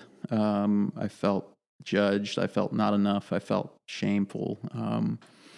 And I was insecure. And, soon, a couple years into marriage, that thing reared its head again. This demon of lust and whatever porn addiction that had gone kind of dormant for a while, really just kind of ramped back up. And that defined my life in my own perception of it for the next 15 years. Increasingly worse, increasingly shameful, increasingly unfaithful to MJ. And I lived out, this dual life for 15 years, hiding, and so I destroyed my, it had unbelievable cost in terms of potential, like the time and energy that I put into it to start with. I think a lot about that, not to mention the money. But it's like all the things that I poured into that maybe one way of thinking about it is that it took from me, but I take responsibility. Sure. But it did take from you. Absolutely. So dude, sin always does. yes. Well, the wages are death. Freaking everything. Yes. Yes. And I was dying. And when you say dual life, do you just mean, you had your wife and kids and you kind of knew, some things about the Christian faith and you were kind of being maybe a good boy at surface in a lot of ways. And Absolutely. But then stuck in this rut of sin. Yeah. And those are just kind of parallel tracks for 15 years. Yep. Okay. Yeah. And I'd kind of go back and forth and, and sin primarily like just stuck in like sexual. Yeah. It like was just porn addiction, those types of things I think, like that. Sex addiction gets thrown out there. I don't know how I feel about the term addiction, because I've been delivered, but I haven't gone through a traditional addiction treatment type of process. So I use that term carefully. Yeah. But essentially, yeah, compulsory in some sense, or I felt out of control and it kept getting worse and more. And in your mind, you always have this line that you won't cross. It's like, I won't cross that line, but it's like you find every other way to justify this. And then once you've done that, then it's like, well, now you justify that. It's like, well, now you can, then sin demands more. It's like, it always demands more. And so it's like, well, that's not enough anymore, so now you have to do something more shameful or more, sinful or more further down the, you were talking earlier about, 180 degrees turn around, walking away from God, like more, that's where I was. And it's remarkable to me that, I think back, at how I even had time or energy to be a dad and play these other roles, a husband, and play these other roles that I played at that time, because there was a part of me where it just, at least in seasons of my life, it felt all consuming, like that battle. And it would go like maybe 6 months where it would because I was appropriately kind of fearful of the consequences, I would maybe kind of be on this, kind of not act out. But then it's like some trigger, something, and I never really identified what that was, but it's like something got me kind of, well, I do have some ideas about what triggers it, because it plays into some kind of current day conversations that MJ and I are having. But when you say trigger, you mean what would trigger your desire to sin in that way? Yeah. So what I'm understanding now is that all my life I sought comfort, in some level. I don't know if that's a personality problem or what. I'm not sure, but I had this real so I'm a 7 on the Enneagram, and so I seek kind of stimulus and excitement and adventure to a certain extent, and I run from pain by default. Like that's a kind of a 7 thing, is you kind of you want to be kind of entertained and amused, and that's the broken part of 7 is you want to be entertained and amused. And there's people who know, I literally what I know about the Enneagram, you could put in a thimble and shake it around. So it's like, it's like, but you like to have fun. Yeah. I know not even enough to be dangerous, but, so I always found ways in some sense to avoid unpleasant things or tried to. And one of the things that filled my mind at those times was fantasy thoughts, and then like sexual fantasy. And then as a very young child, I remember that being something that, and I have no idea how that happened. It's like who decides at 9 to be like some sexual deviant? I don't really get that. It's like there's a part of me that goes like that. I wish that wouldn't have been so. Yeah. But what do you mean with that? You just mean like when you look at 9-year-olds now, it's like, man, they're so young. Like, why would they kind of go down that path of sexual deviancy at 9 years old? And maybe there was something more going on with you, or what do you mean? Yeah, like how like it's amazing that I was either that. Maybe broken or like, I don't think that most 9-year-olds thought or think the way that I thought. And do you think you were like, did you live like almost like a life of suppression? Because man, it's total working theory, but like I am concerned for people that live lives of suppression. I mean, that's is that really a thing at 9? Absolutely. I mean, it depends. I'm not saying it was for you. Yeah, I mean, I'm maybe. just saying there's 9-year-olds out there that they're suppressed. Yeah. You know what I mean? Oh, yeah, for sure. Like they're stamped down. They're suppressed. It's in darkness, and that 9-year-old is, it puts them in a very difficult spot as opposed to a loving, Christ-loving, kind of above board, like honest family. That's the thing. I had such a great family growing up, and I don't understand, like, because part of me goes like, I mean, you never really I don't know if you really want to know this or not. It's like, was I sexually abused and don't remember it? Right. Or it's like, did something happen to jack me up? Yeah. That I have no concept of. Yeah. I have no idea. Mm-hmm. And part of me goes, well, am I better off not knowing that? I don't think so. I think that my base level concept is you should walk towards the thing that scares you and look at it. Well, I mean, one thing we know for sure is that you were born into sin, because so was I. Yes. So were we all. So we've know that. All fallen. Yes. So that really, I felt really broken. Like looking back, that was the primary way in which I viewed myself most of my life. The primary way you viewed yourself was as a broken sexual sinner. Yes. Okay. So I would say that, was true until I encountered Christ in January of 2018. 2 years and a couple months ago? Yeah. Okay. So how did this come to be, and how do you, tell us about this. Well, I mean, the way it happened was I was in church, and the message that morning, there was something like I guess the preacher communicated about the love of God in a way that resonated with me. Because I was, I knew that I wanted to get right with God at some point, but I knew that would mean that I'd have to confess my sin. And I couldn't imagine a world in which I'd want to live where that was known about me. So I didn't know how that would work, but I just managed to keep going somehow.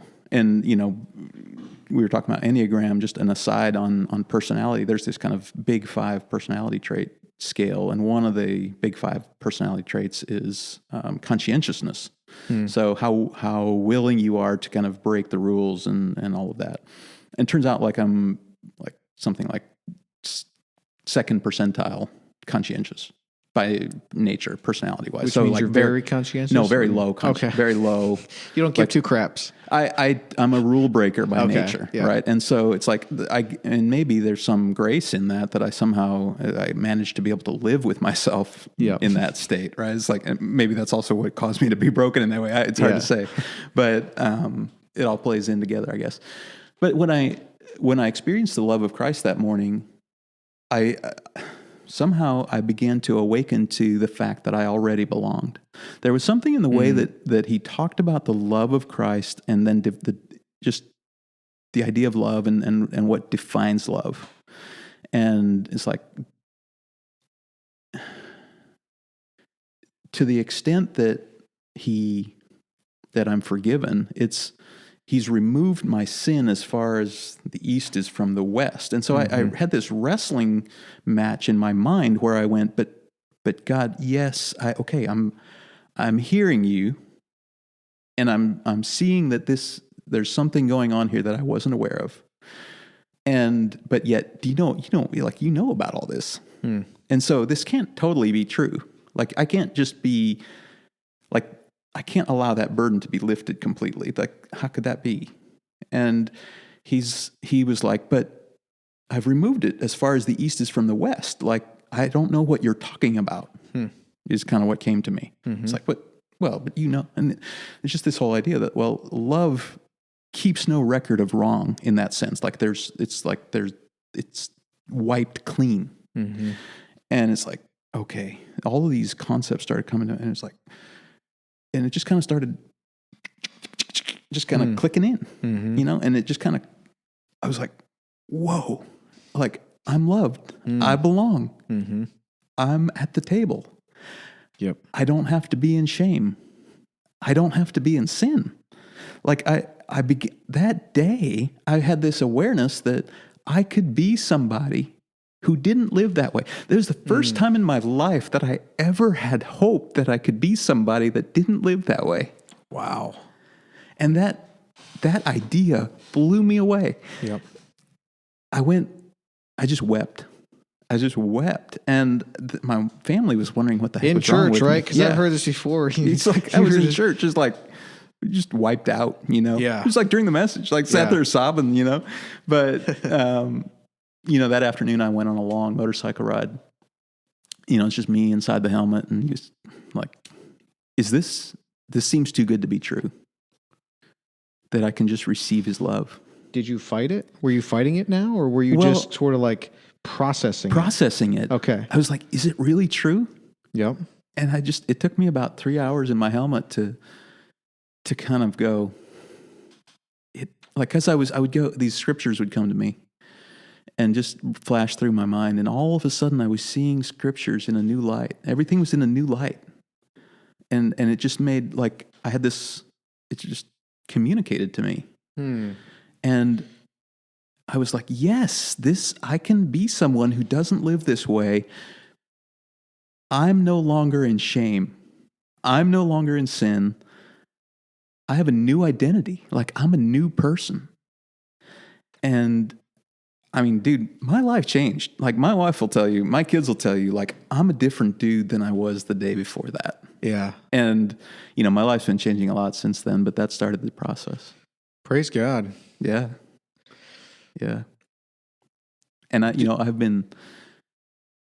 I'm completely, like, at peace with, because MJ just asked me today, she was like, do you ever, like, with this whole new, like, kind of new schedule and new quarantine, like, do you find yourself tempted, like, with, porn or anything that, and I thought about it, I was like, no, I don't. It's like I haven't, I have peace in my life in a way that I never had before. And I'm not bound by sin. Doesn't mean I don't sin, but I'm not bound by it. Yes. That's a key point. Yeah. I don't struggle in that area anymore. But sure. I sin in other ways, I'm sure. What are your thoughts then for a guy that maybe does still feels like he does know the real Jesus, understands he's justified, but is still struggling with that pornography? We'll use porn as an example. Is still struggling like with porn. So like in your case, you met the real Jesus. You had a come to Jesus moment, like that changed your life, and it changed that. Yep. So what are your thoughts maybe for guys where that isn't the case? Well, I've learned about that because I've had to continue, like that was the first step in the process, but I've had to live it out too. Like it wasn't some magic bullet, and so there's hope for everybody. And I think that I would say to guys well, first of all, everybody's story is different. And, there's different ways in which we awaken to more and more of his nature. And I hope in 20 years I look back at me now and go, dude, you didn't have a clue. Sure. And I believe I will. Yeah. But so I would say to those guys that, first of all, don't beat yourself up because they're already doing that. I agree. And that's not the message. The message is repent. Mm-hmm. And so let's talk about that word for a bit because it's just freighted with all kinds of emotional baggage for me. Coming from, the kind of hyper-religious background, repentance was something that was delivered in a hellfire and brimstone kind of tone. And it carried this, well, I didn't see people lining up wanting to go repent. Sure. So it's like if somebody, was caught in sin or God forbid they strayed from the rules of the church and had were found with a t-shirt with a print on it or something that's not plain Amish style. Yeah. It's like you had to confess and, repent or else you were going to face the discipline of the church. Yeah. Right. Yep. So it was like a forced thing and it was something that, there was some shame around it. I get it. So lose that. Like, that's not useful. Yeah. And, this idea of repentance as metanoia, which is this new way of thinking, is really good news. The fact that I can change the way that I think to be more true, like, everybody should be rejoicing about that. There's it's like the idea of repentance that God knows that we need a way to transform our minds. We need a process by which to transform our minds because, well, we go back to the battle between our ears that you mentioned earlier. It's like, how do we think a new way? Well, that only happens through this process of confession and repentance, and then praying for each other. So that infers this sense of community. So there's, confession. When I look into that, what I see is this idea of logos, like of engaging in this truthful speech, agreeing with God in love about the nature of reality. About the nature of my sin. And that speaking logos, it's actually, if you look into logos a bit, you see, well, that's what was created. That was the truthful speech that created at the beginning of time. So there's a creative element to it. We confess, we agree with the truth, and we speak the truth, and then our minds are changed. Our minds are made new. God, through Christ, through His Holy Spirit, He heals our thinking, like literally heals our thinking. And so for men who are currently trapped in a paradigm or a story, they're telling themselves a story that isn't true and doesn't serve them well. Yeah. The good news is that repentance changes that. And so there's hope. Yep. And would you lump in with true repentance, then would you kind of lump in like this idea of like coming to the light or walking in the light with your sins with some around you or someone maybe, or in some sense, like you're bringing it to light. Yeah. And it could be at a cost. Not least of which would be like, well, whoever you're bringing this to light or whoever it does wind up in light with, like, how is that going to reflect on you? What is that going to mean for you? How are they going to perceive you? Is something going to change there? That type of thing. But like being willing to confess, if it means choosing Christ or means choosing anything else, you're going to choose Christ. And you're going to bring things to light no matter what the cost is, because that's what it takes for that relationship to be right. Is that what you would lump in with repentance as well? Well, it's really, so the repentance being the new way of thinking, the changing of the way we think. We live out stories, kind of. We live out and we tell each other these stories. The biblical stories guide us and then shapes the way that we live, and our whole value system is based on the stories in the Bible. And so we tell each other these stories and we live out these stories. So it's important that we speak the truth.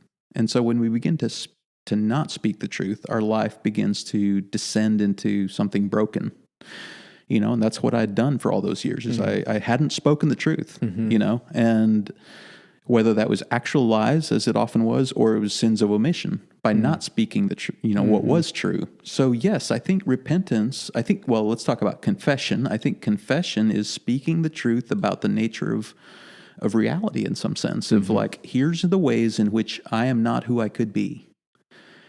Here's the ways in which I have been less than I could have been. And so less than, holy, less than, God. And who's God? What's God? Going back to the idea of Christ, like when you really start thinking about Christ as the anthropomorphic version of God, then you go, oh, I think I was kind of anthropomorphizing God.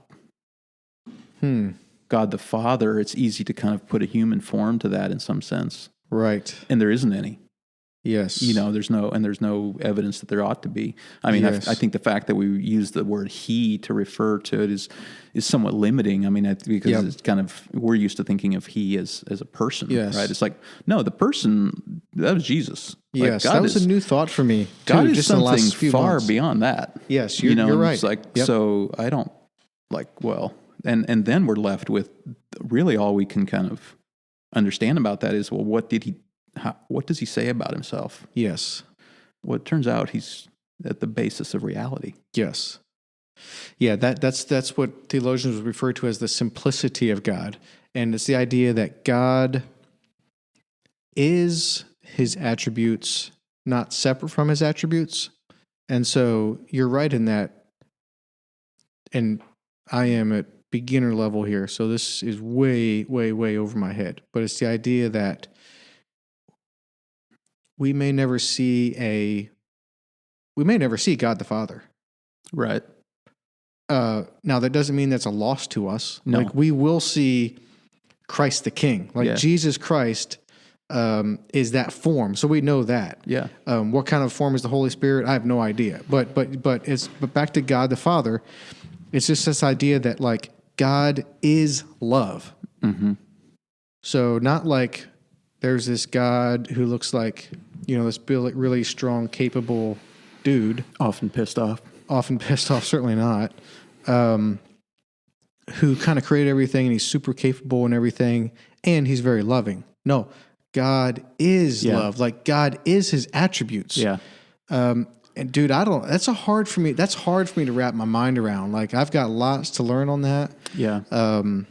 Well, our Western minds aren't accustomed to thinking about reality in that way. We don't want to, bro.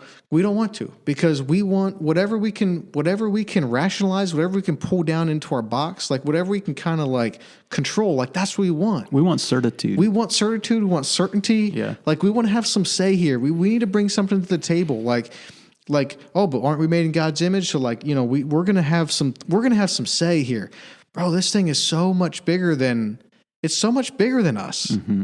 Like, we can't even understand God the Father. Like, we can't even like wrap our minds around that. No, we can't. So I agree with what you're saying about Western Christianity. The Eastern way of thought is a little bit more like they have a little more room for the mystery, I think, but the Western kind of Greco-Roman world, like, well, gosh, when science began to emerge and we started being powerful enough to observe the physical world and measure it and understand it at some level and use our own technical prowess to better our lives and push back suffering and all of that, like, that's been tremendous. And I think it's also caused a bit of pride, a bit of, and I think in some ways, events like this COVID-19 thing are kind of maybe a little bit of a Tower of Babel type of thing where it's like nature, God through nature kind of communicating to us that there's kind of this reminder of like our place maybe, or our role, or I'm not sure. Mm-hmm. But anyway. Yeah, I agree. It's like, yes. Whoa, there's something way more powerful here. There's I way agree. more that we don't know. Yes, I totally agree. And is that the whole point of this? Maybe not, but is it a helpful like takeaway? Yes, for sure. It's like, so we've become crazily powerful over the last 500 years. Like, you think about the ways that like everything that we've learned to do in the last 500 years is, and it's elevated the existence of the average human far above, what most of humanity ever experienced. Yep. But it comes at it's not without cost. We begin to trust in that power, our own technological prowess and ability, and that causes us to, how did we get to that point? We were talking about pulling the divine down into the level of our understanding. Yes, that's right. And so we want the certitude. We don't like the mystery because we have this Luciferian pride about us that wants to know good and evil and judge it and be on the throne. And it's like, no. And don't you think a lot of times the mystery is tied to the beauty? So like if Absolutely. the thing becomes too beautiful, that's scary too. Like that's bad too. Like we need to shield ourselves from that. Yes. So, I think Jordan Peterson talks about that the reason that paintings have frames on it is because they're so dangerous. You wouldn't want that beauty leaking out into the room all over the place. It would kill you. Way. That's cool. But it's a great concept. It is a great concept. It's like, beauty is dangerous because it's an ideal. Yes. And that's that is what causes us to study more about God, Yes. press in, learn more, want to walk the way, is that appeal to the beauty of God. Yes. Because God is love. He has to be prompted to wrath. Mm-hmm. But he is love. God is beauty. Yes. It's that attraction to that beauty. That's what changes lives. Let's talk about that a little bit. Yeah. Because it ties into the next part of what I was going to say about my journey through being delivered from addiction and all that. I think that I grew up perceiving that God, that the Christian life was primarily focused on where I go after it's over. Yes. And so I didn't, until 2 years ago, I didn't perceive of the Christian life as something that the kingdom of heaven is both here and coming. And that, oh, dude, this is such a big topic. And it's like, I thought I was going to go to, heaven if I was a Christian when I die. And so in some sense, I think I lived out this like, well, I just, I kind of got to get through this, but I wasn't doing a very good job of it because the path I was on was actually leading to hell. And I'm not here to, I have no idea about the afterworld, and I'm not qualified to discuss any of that, but I think a traditionally Western understanding of that can be limiting if we stop there.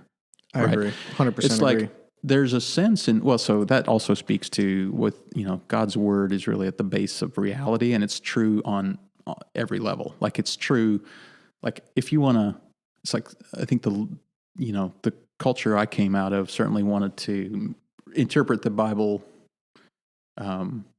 strictly and kind of directly to the extent that it suited their kind of system.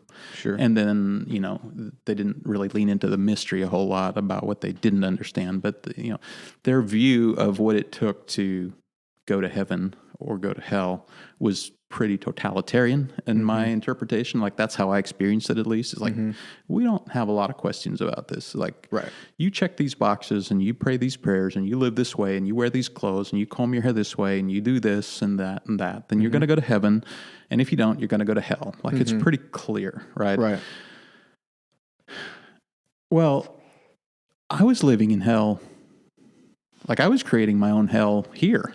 Beyond any hell that I was headed for. And, I think that if there's people out there that are stuck in that kind of hell of shame and fear of the future and all that, it's like, no, the gospel is such good news. It's like, no, the kingdom of heaven is here and now. Yes. And it's coming in fullness. Yes. But it's here and now, and I get to participate in it. And it's a dimension, to your point about God being love, the kingdom of heaven is a dimension of love that we get to participate in each day. Yes. And we get to see through new eyes. We see each other through the eyes of Christ. And we see we see people as representations of the divine, and we live out a supernatural love because we're in the kingdom of heaven. Yes. And like that awareness changed my life. Yes, and that, I think, it makes all the difference in how you view the significance of Christ coming to earth, because on one hand, it can be sort of the Son of God came down, lived a life, it was perfect, good, died on our behalf, justified, okay, good, I'm going to try to walk the way and hope, I can make it into heaven one day, and I'm glad he did that so that one day I can be into heaven. And so that's sort of the one way, which I think is...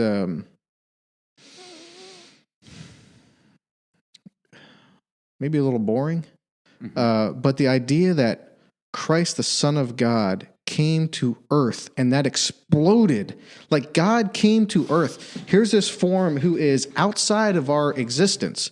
So we have the earth, which is in the solar system, which is in the space, which is in the universe. Like it's such, you put your mind out there as far as it can go. God's beyond that. Okay. Yeah. So it's like if you were to write, here's how it is, Patrick. It's like if you were to write a book, are you in that book? No, you're outside of the book altogether. You write that book however you want to. Like you are the author of that book. You're outside of it altogether. So that's how God has created everything. And boom, like Christ, the Son of God, comes to earth. And so you have this explosion of like the two worlds are colliding now because God is not just outside of our world. He comes into it. And this explosion of love and the kingdom and his justification for the chosen, like, that goes on forever, and we're still living in that like a couple thousand years later. And that's how it's going to continue until like God comes back one day or Christ comes back one day. So I think that just adds that extra like relevance or beauty to what that meant for Christ to come to earth a couple thousand years ago for us now today, because like it brought the kingdom of God to earth, and it's been here since, gaining momentum, and we are part of that now. Right.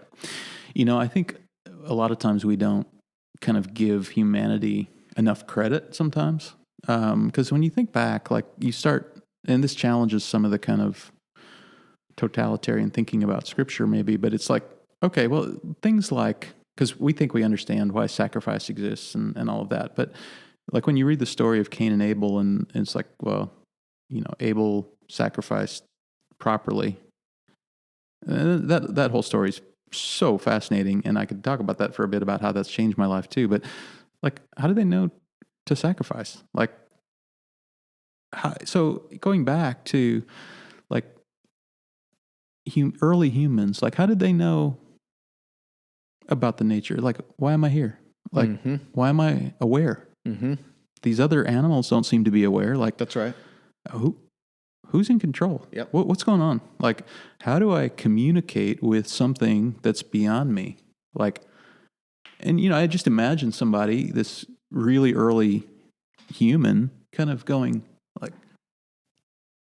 there's something I don't understand. Yes. It's, you know, I'm looking up. Yep. And so it's like, is the thing that's transcendent, is it up there? Well, it's certainly got to be out there because I can't perceive of it. Yep. It's like, well, how do I communicate with that thing? Yep. Every once in a while, it tries to kill me. Yeah. You know? And it's like, how do I communicate with this thing? It's like, at some point, somebody started killing animals and burning them. And it's like the Bible doesn't explain to us why they did that. Yeah. Like, it's like some of them sacrificed, some of them didn't. You know, it's like, well, it's pretty brilliant to start thinking about like the idea of sacrifice. If you're an early human, it's like, how do I communicate with the thing out there? Well, don't you think it's because, and this is a point that C.S. Lewis made in his book, Mere Christianity as well, which is this idea that there has to be purpose to life, to our existence. There has to be purpose to the human existence, because if there wasn't, we would never ask the question. If there wasn't, we would never wonder if there was or not. The mere fact that we wonder if there's more going on here than the naked eye can see, or we wonder if there's not a greater something going on, or there's not a greater power, or there's not a greater being, or is it not a transcendent kind of divine, or like the fact that we have those questions, or we wonder, means that that purpose must exist. And then you need to ask yourself, okay, well then if there is purpose, what is it? What's going on? What's outside of us? What's up there that we can't see, can't quite understand? Like, what is it? But if there was nothing, we would never be asking the question. That's right. Yeah, I agree. And that whoever came to that, like, well, you have to imagine that at some point early on that idea presented itself to somebody. They're like, what's going on? And so this whole idea that, okay, through that whole process, God had, prophets. He had people that he would communicate through, and then, at some point he delivered his word, or his, the 10 Commandments. There was this, revelation of some sort, this communication. But nonetheless, our picture of him was really dull, and limited. And, it's like, well, is this a power play? Like, are the most powerful people the best? Yes. Or is it about, like, what is it? How should we orient our lives? What should we value? What should we worship? What should we try to be like? Mm-hmm. And it's tempting to want certitude, mm-hmm. right? And like we see that story where the Israelites, as soon as it wasn't all that long after they were, delivered from the Egyptians across the Red Sea. There's a Red Sea? No, Red Sea, the walls. Yeah. Mm-hmm. So it wasn't that long after that, they made the golden calf. Yes. It's like it's like Moses was out of the tent for a couple days and they're like, let's make a calf. Freaking golden calf. It's let's worship this. We want certitude. Dude, you're so right. Yes. But it's like, what did they know? Like, they really didn't know shit. Yep. Compared to what we know now. Yeah, you're right. And we still don't know. Yep. But, I mean, we know enough. Yep. Enough for now. We think we do. Well, we do. We do know enough. Exactly. But we don't know we don't know all know. Exactly. That's what I was trying to say. So I think sometimes we don't cut ourselves or cut humanity enough slack in a sense of going like, no, it was actually a really hard thing to understand. And it's like, we have the benefit now of being 2,000 years on the other side of this event that blew up the calendar that you just talked about, which is God, whatever that is. Yes. Boom. Yes. Come to earth, manifest in a man. Yes. In a human being. It's like, so he's like, God so loved us, God so loved the world that he gave his only son. He was like, and in a sense, I almost think of it as like, okay, you don't get it. You still don't get it all through history. You still don't get it. I'm sending you prophets. I'm sending you, it's like, I'm trying to tell you how to live here. Yep. Okay, here's Jesus. Yes. And we here's killed him. Fullness. Yes, and we killed him. Of course we did. It's like, and then the sucker punch to sin and death is that he rose again. Yeah. And it's like that, the idea of that there's life after death. Well, that just changes everything. Yes. And that is like, we can laugh about the fact that the Son of God came to earth and we killed him because God allowed that. And then God showed us how, like, he is so much greater than that. That's not the end of the story. This is just the beginning. And there's the resurrection. And so, like, you have this, now we have a example of life after death. That's the best example of life after death. Yeah. And now that plays out even in our lives a couple thousand years later, how that if you want true life, like this is I do fear sometimes people think of Christ now, Jesus Christ now, as sort of still baby in the manger. Mm. No. This is glorified, risen, glorified Christ the King. Mm-hmm. Like Revelation talks a little bit about him in the first couple of chapters there, and you're getting like sword, eyes, like this is a different deal. Right. This is no longer Christ walking the earth. This is Christ the King now. And so there's no better example of like true life after death, even though we were in sin and the Son of God came to earth and we killed him. Well, that was nothing happened that was outside of God's plan. It was all part of the plan. It was all part of the plan. And now we can see how, there is true life after death. Yeah. So one of the things that I love to hear you talk more about is I do think, I feel like you had some breakthroughs in the area of like honesty, in particular maybe with MJ. Oh yeah. Since January of 2018, right? Yep. So I don't want to cut you off anywhere, but like I feel like we've kind of gotten to like January of 18, and I know you've got this whole other like a lot have transpired since then. So could we touch on some of that? Yeah, for sure. So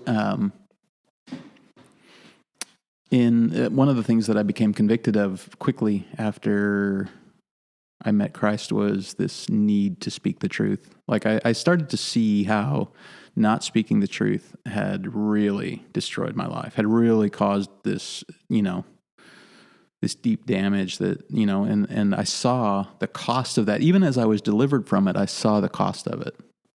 I became aware of the price in some sense, even as I became aware that the price had been paid ultimately. There's still a price for me to pay, right? I still live out consequences of what I've done, so it's not that I'm like scot-free, you know, but it's like from a,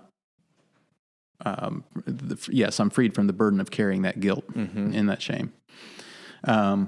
But so, yeah, I became really convicted that I needed to speak the truth. And for me, I knew what that meant. I knew that meant that I needed to confess, because I had hidden my sin all those years. Like there was no one that knew. So I knew that coming clean was going to mean confessing to that, at least to MJ. And I knew that could mean the end of my marriage, you know, and I didn't know what that would mean. But our marriage had always been I perceived it as reasonably good despite all the crap I was into. And I think MJ, you know, for the most part did too. We had our rough spots, but we had a lot of fun together a lot of times. And we had obviously 4 beautiful children and, you know, lots of really beautiful things in that way. But I knew that there was a great deal missing. And as I became, you know, in 2018, as I was walking with God and just kind of getting to know Him, seems like in maybe 7 or 8 months after my awakening to His love, my salvation experience, if you want to call it that, I really became convicted of the need to speak the truth. And we wrestled on this, because I couldn't imagine a world that I'd want to live in where that was known about me.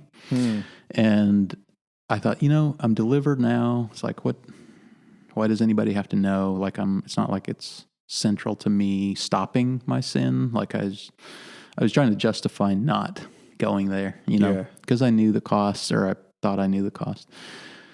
But God wouldn't let me go. We wrestled, you know, there was nights, I would say for 2 months where, you know, probably an average of 2 nights a week where I couldn't sleep at all, where it was just, it was weird, because I had this kind of peace. Like I felt like God was with me in it, but it was wrestling. Like I was, and I mean, on my face on the floor, you know, at night type of wrestling.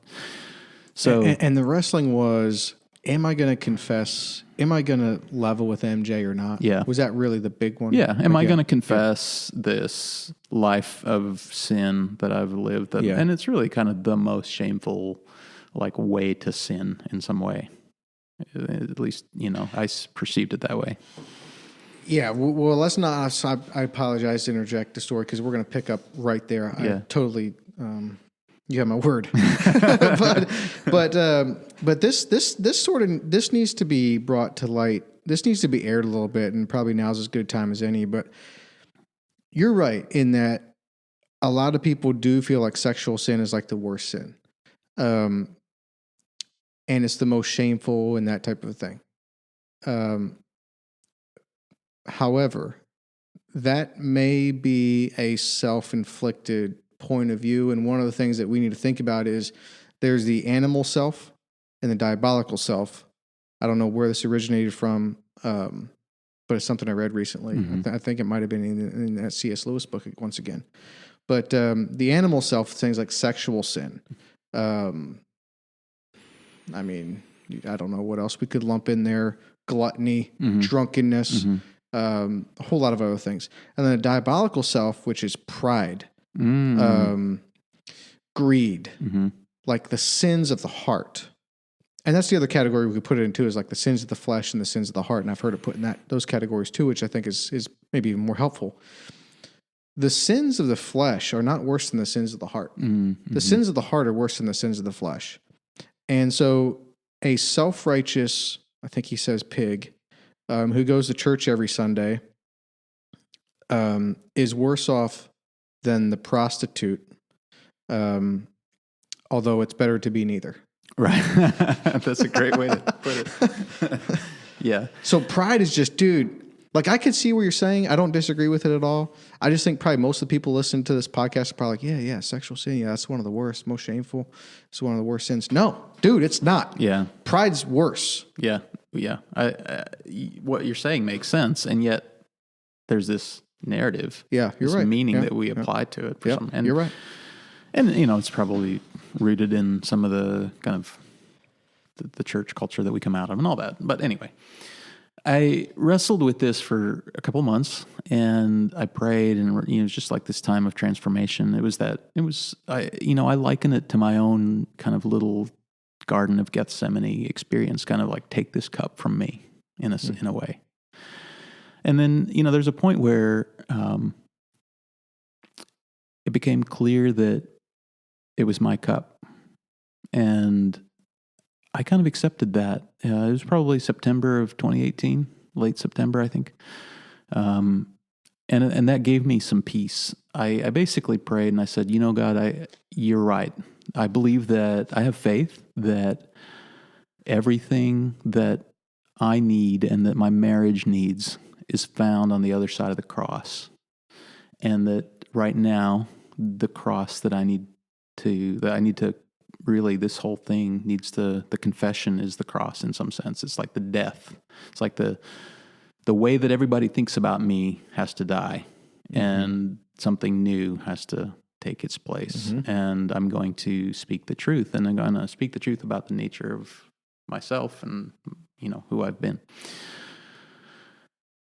So, I said, I still couldn't do it. I still couldn't see the path. I couldn't see the way forward, but I committed in my heart. I had this kind of purposing in my heart of like,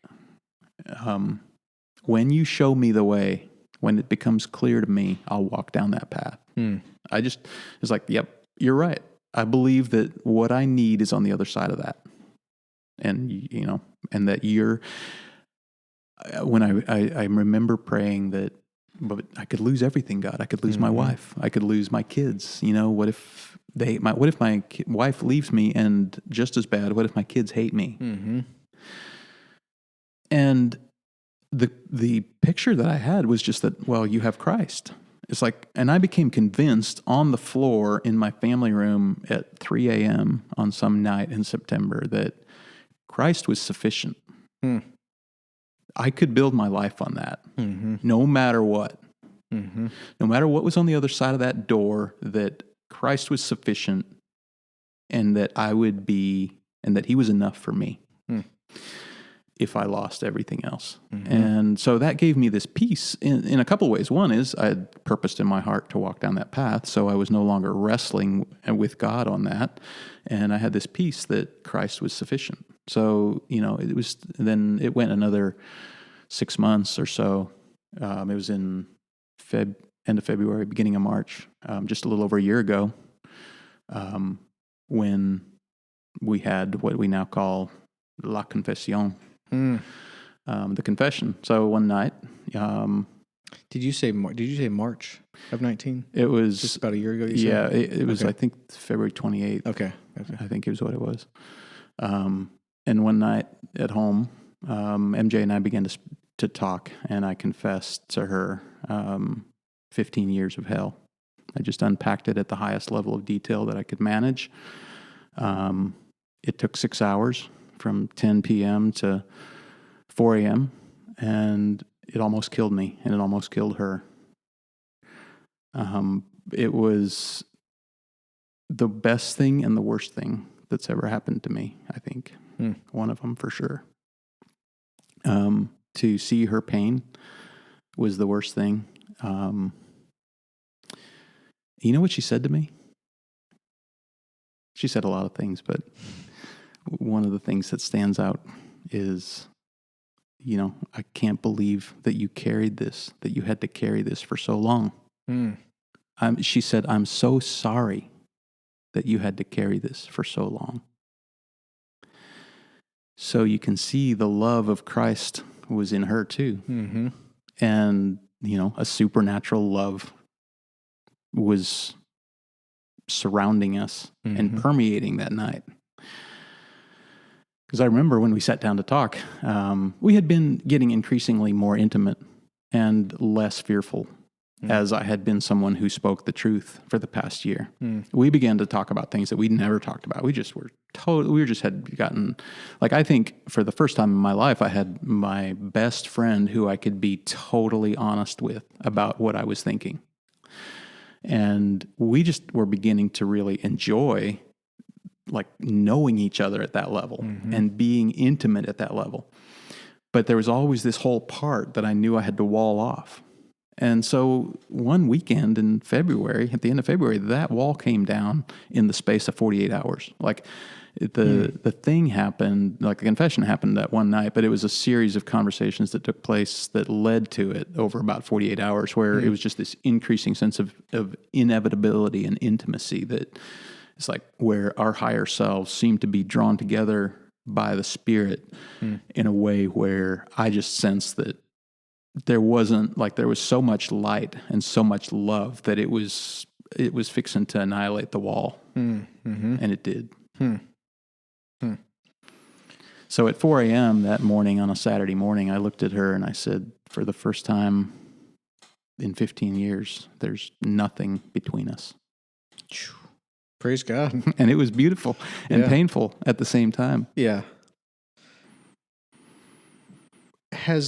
For MJ to have that response. And don't get me wrong, there was other responses too that I had. Okay.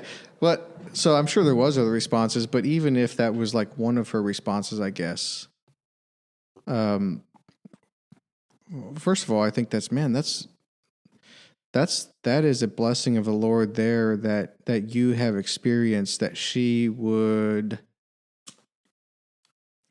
respond the way that she did and not take the opportunity to kick you while you're down, stick you while you're hurt, that type of a thing. And that she would kind of be strong for you when you really needed that. Yeah. Yeah, I really saw how, back to the idea of how we're connected more than we're individual, like it was really clear to me that Christ in her, the presence of Christ in her was a healing agent in my life.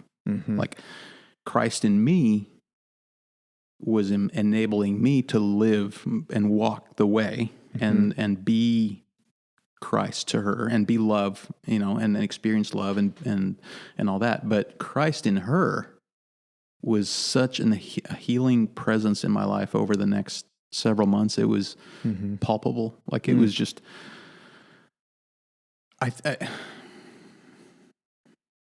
we just experienced this renewal that we didn't even know it could be this good. Like we didn't know that existed. We didn't know what we were missing out on. Intimacy, just love. I mean, the kind of relationship that you dream of in some sense. It's not perfect, but it's like once there's nothing between us and we commit and learn to always speak the truth about our greatest fears and our greatest desires, it's like, and we hold the space for each other to do that. And because that openness and transparency is there, it's like this trust begins to rebuild. And it's like, man, if there's something whirling around my brain, like I tell her, like, and I know there's guys that say, hey, you shouldn't treat your wife like that. Like she's not made for that and all that. And I'm not saying that that's right for everyone, but for us, that has been instrumental in beginning to rebuild trust and heal and frankly have a marriage that I couldn't have dreamt of having. I mean, it's insanely good after, a year ago being obliterated by this nuclear bomb of sin and, being poured out on it. And it's like, well, and so maybe a better way to think about it is that sin had damaged it all those 15 years and what was unleashed on it was a healing bomb, maybe. But nonetheless, it was a transformational, But see, that's another great example, though, of the fact that you died to be reborn. Like still in that setting, you were prepared to experience a death in the form of, what are you going to lose? What does this mean? What could this mean for you? Could there be separation? Who knows what this would mean? So you sort of had to die to self, but then you had that. Yeah, not just sort of. Yeah. Totally. Yeah. Like, I mean, as totally as I could conceptualize anyway. But your life after that was different and better than the life before. Yeah, and it's almost like, I think about it now, like, the more I'm willing to die, the more beautiful life gets, in some sense. Yes. Yeah. It's weird to say it that way, but it's like, the more completely you die, the more fully you live. Right. And that's not just a one-time promise. I don't know. Right. It's like that's a pattern that we see. Yes. It's like, well, that's, in a sense, it's like that's resurrection, right? It's like, but I think when we hold back, it's like we don't experience. Yes. There's an old idea that I think who talked about this? Maybe Carl Jung. There's a Latin phrase that was popular. I think it's pronounced in striquulinus invitatur. And it's this idea that in the filth it will be found. So it's this truism that everything that you most need in life is going to be found where you least want to look. So it's like, it's the treasure with a, under a cow patty, or like there's all these old stories, tales about dragons, and people go into the dragon's lair to, face the dragon, and then, the hero is the one who kills the dragon, right? It's like he goes in and he faces why is it a dragon? Well, it's this compilation of all the things that should scare us the most, right? And so the hero is the one who goes in and, addresses the dragon, and either he faces it, and, in that facing it, the dragon is transformed in some way, or he's able to slay it in some way. Like different stories say it different ways, but the truth of the matter is like, that's how life works at a fundamental level, is if we speak the truth. And that's like this journey of confession and repentance, in a sense, is like looking at the thing that scares you the most. The thing that scares you the most is probably something about you. Like, if you're really honest, right, and being honest about that, and being in a confessional relationship with the divine and with those you're in community with, provides this opportunity to face the dragon in your life, and to speak truthfully about it, and in doing so, slaying it, or there's a children's book that we have that I love that talks about. This dragon. It's a story about this boy who had a pet dragon, and then, he talked about his pet dragon, and his mom declared that there was no such thing as dragons, right? And so the more the mom denied the existence of dragons, the more the dragon grew, until it grew so large that it walked away with their house on its back, right? It's like, and the dad comes home and he wanders over and finds this dragon in the other side of town with his house on his back, and it's like, shouting up, is like, why is this going on? And, and so finally the mom was like, Billy, the kid, explained to his dad, is like, well, the dragon got big and walked away with the house. And then the mom finally looks at the dragon and says, how did this thing get so big? Oof. But in doing so, she recognized that there was a dragon. Yes. And the instant that she did that, the dragon was shrunk to the size of a little, cat or something, right? Totally manageable little dragon that, you could. So it's like, we have to face the dragons. Yes. We have to be willing to look at the things that frighten us. Yes. And speak truthfully about them. In doing so, we're transformed, and those things are transformed. Yep. And it's like, doing so, it might kill you. Yep. But there's resurrection. Yes. And so it's like, it's just, that's, as far as I can tell, that's how life works. Yes, I totally agree with that. And not just addressing the dragons or speaking about them, but speaking specifically about them, because I feel like that has helped me too. Sometimes it just helps for me to write down very specific questions and then write down an answer. I don't do that very often, but for big decisions, sometimes that's very helpful, because it forces you to get specific. What is it you're talking about? What's the issue? What could be done about it? What are you feeling the Spirit to lead you on? Like, what is the way? What needs to be done in accordance with like what you know to be true? And not just speaking about it, but speaking specifically about it. Yes. I think maybe Jordan Peterson talks about that a little bit too, but just this idea of like being specific with your questions or with your speech, and that has helped me. Absolutely.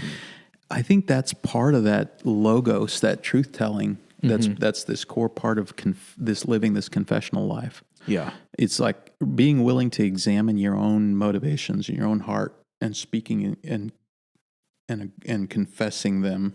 Yeah. As accurately and precisely as you can. Yes. Well, it not only brings transformation, but it also helps you better and be better informed about where you are in the world. Because, we're limited.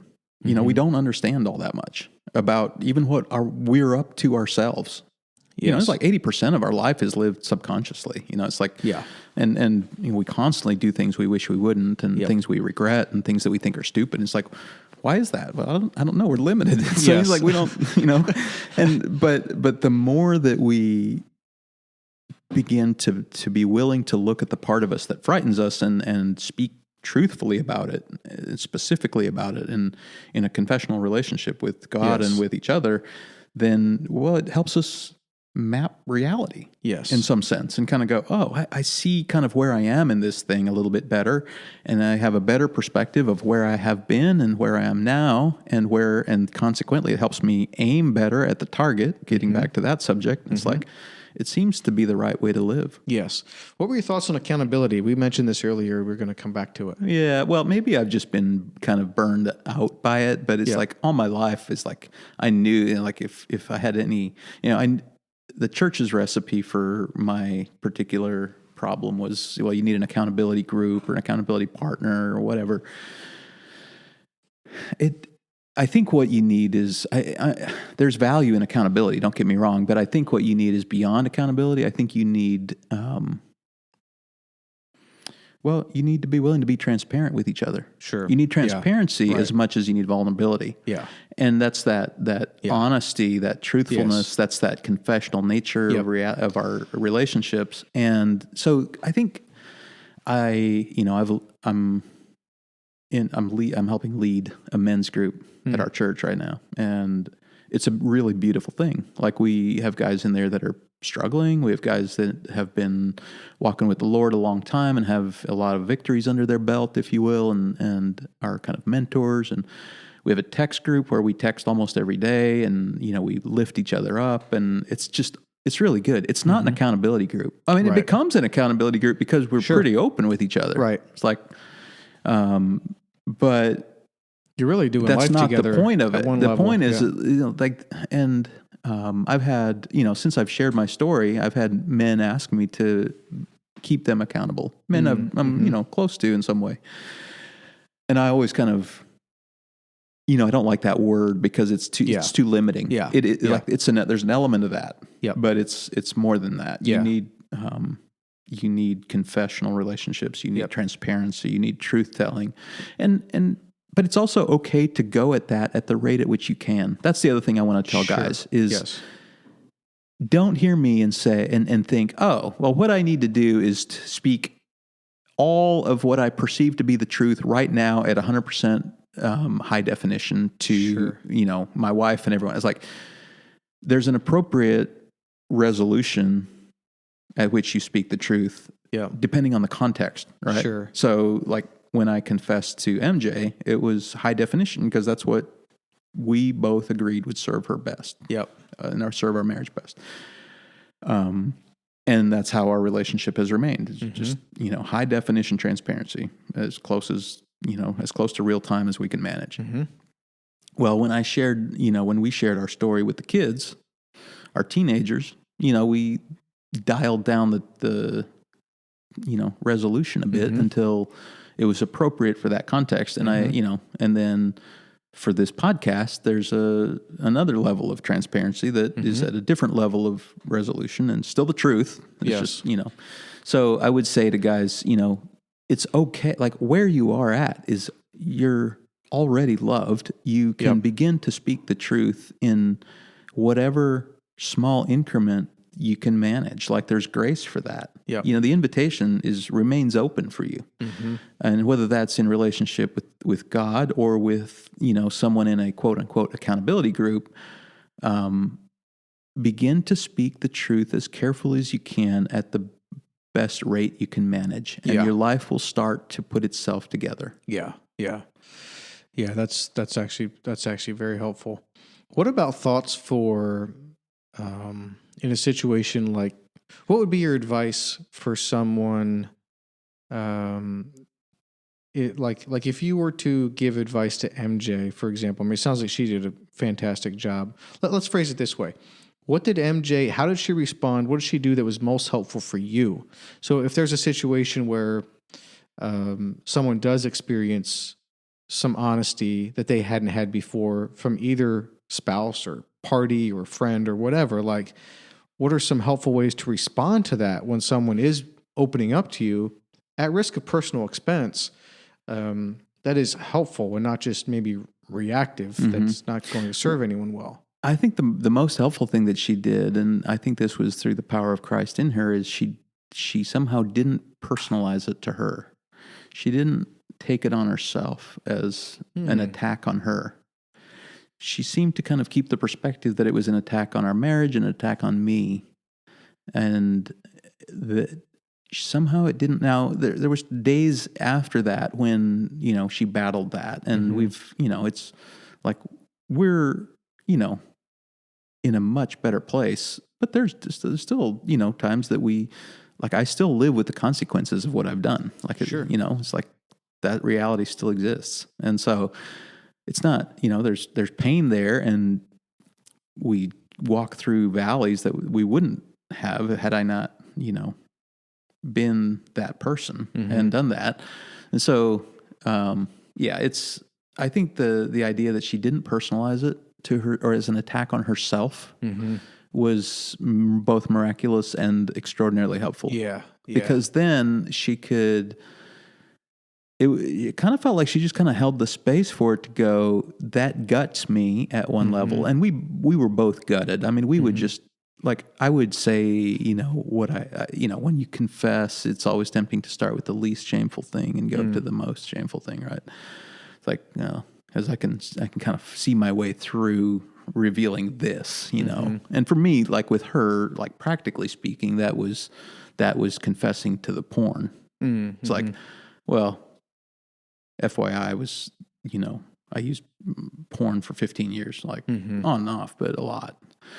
And that was kind of the beginning. Right. And it went from there. Right. Yeah. But, what was I saying?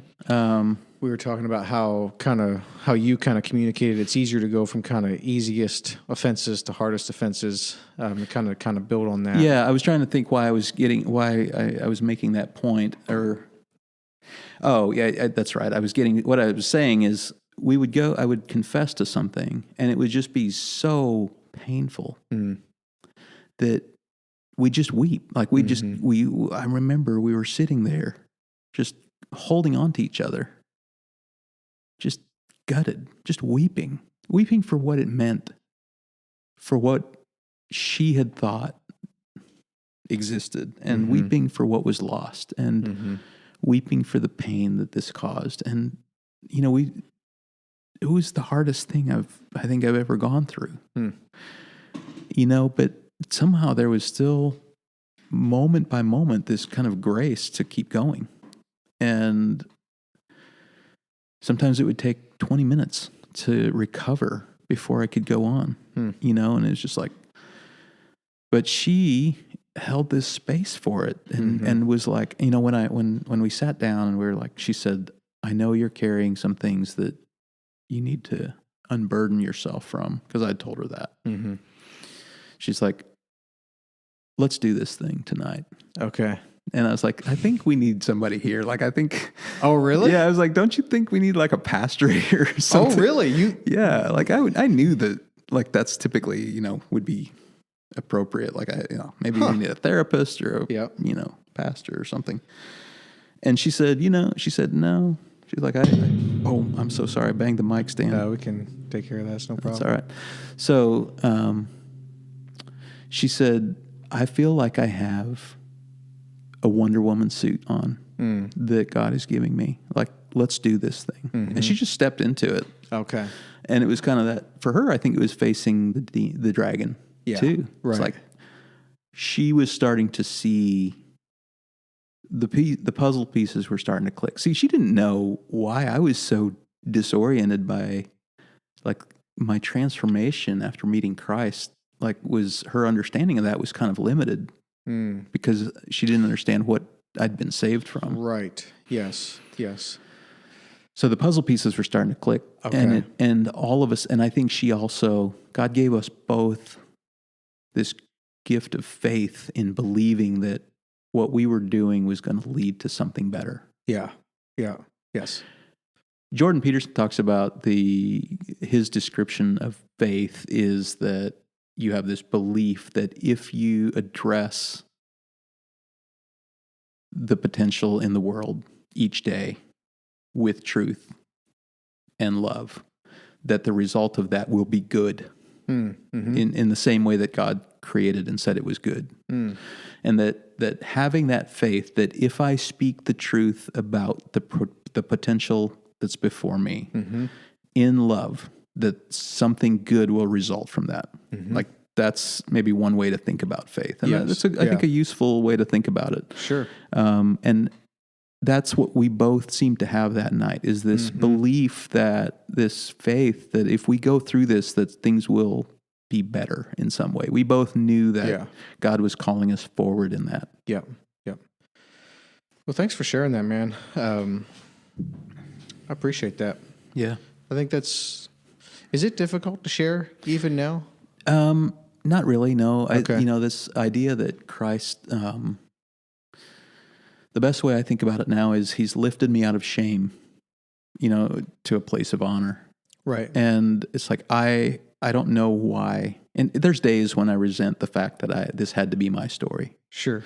But the joy of walking with him and, the fact that I get to experience him in this way now, I'm just thankful that, and if my story can bring hope to someone, then I'm like, that offsets any potential kind of.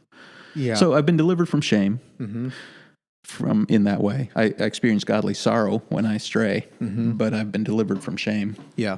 Yep. And so, no, it's not hard to talk about. And the gains are much better than the losses, Yeah. Were there kind of particular verses that were helpful for you kind of over that time that you clung to? I can't think of a specific verse that I clung to across maybe a period of time. There were stories that would keep coming back. The stories, Jacob wrestling with God. Yeah. Abel sacrificing properly, living his life in a way that somehow he, like some of these themes started to emerge. Yeah. And like they informed me. Yeah. And they comforted me. Yep. But I'm only now, I think, really. So it took, after I met Christ, this is a strange thing to say, but it took me about 6 months to be able to read the Bible in a way that it aligned with what I had experienced and not through the lens, like the old lens of looking at it, the way I had looked at it, and now putting on the new lens of the kingdom. Yep. Like that wasn't an immediate thing for me with Scripture. So reading the Bible actually took me about 6 months or so to kind of begin falling in love with it. Okay. Because initially when I would read it, it was just kind of jarring and disorienting because the lens through which I was looking at it, I didn't interpret it as jibing with what I was experiencing. Yep. Until that healing continued, and now, it's like I see it with new eyes. I see it, with the Spirit. So. Yes. Yep. Well, I should probably wrap this up. I don't want to keep you all night. Anything kind of that you'd want to say in closing? Yes. We as a species are, I think of the global, I think of humans, like there's so much empathy I have, things like this quarantine and this virus pandemic, like it's easier to kind of relate to everybody as, my fellow humans. And so I look at us and where we're at in the arc of history. And I look at the great technological power that we've developed through the scientific age and our enlightenment and all of that. And I look at how far we've come in participating with Christ in the renewal of all things. And I began to see the potential of how much further that can go, how much more renewal can continue to take place. And I think that as we begin to fall in love with the mystery of what it means to walk with God in the cool of the day, in the mystery of God, in the beauty of God, and to be moved by His love, I think that we're only getting started. I think that, we are able to, like, God is on the move, and He's changing people's lives. He's shifting the paradigm. And if we all take part in this and we together begin to, we can make our neighborhoods and our communities and our families a place that's less anxious and less dangerous and more loving and more peaceful as we follow Christ. Mm-hmm. And I'm so lit up by that idea. And I look back over history. You look back 100 years, the 20th century, like there was a lot of hell that emerged on the earth in the 20th century. Yeah, there was. There was tens of millions of people died in wars and famines and, man-made problems. And it's like, I believe that the church, the true church, I believe as we live out our mandate for peace and unity and love, that we can push back those tendencies. Mm-hmm. We can transform our communities, our homes. We can be a nation who's not Prozac and alcoholed and dulled to death and obese, and like we can be a nation who participates more fully in the resurrection power of the gospel, and in doing so, lifting people around us out of suffering, starting with our families, starting with our inside our own heads, and living in the shalom, in the peace of Christ now as the kingdom is here and it's coming. And so I would say pursue love, because that's like, going back to this idea that, Jesus crashed into our reality. And it's like, before that, there was our basic questions were, what do we value? How do we make God happy? How do we live? How should we live? Like, is it a power play? Should I seek to be the most powerful? Should I seek to be the most wealthy? What should I value? Mm-hmm. Jesus came and he's like, love is the most valuable. Yeah. Love is the way. Mm-hmm. And God showed us that in the fullness of him dwelling in Christ and here on earth first. And then it's like that reality, that awakening to that reality that, oh, it turns out love wins. Mm-hmm. It turns out it is about love. Then we can, like, awakening to that and participating in the renewal of all things with him as infilling us and us living in him. Like, it's not just academic. It's not just a spiritual mumbo jumbo. Like, it actually changes our lives. Yes. And we can change our communities. And particularly in this time of suffering, I both rejoice in where I see that happening, and I'm encouraged in how much potential I see for us to continue to grow down there. And we're at an inflection point in history. We have unparalleled communication abilities. Mm-hmm. We have technologies that allow us to share information with anyone at any time. And we have unbelievable powers of computation, of weapons, of you name it. We are incredibly powerful, and we can wield that for good, and we can make things a little bit more like God, like the kingdom, like love, or we can make them infinitely worse. Mm-hmm. And if we together aim at Christ, not in a controlling or religious, or it's like there's almost nothing. Well, no, I'm not going to say that. I think we've missed the point a lot. And there is a way to awaken. There's a path that is the narrow way. It's, there's few are that find it. Yep. But it's the path of love. And it's like Christ revealed that to us so fully.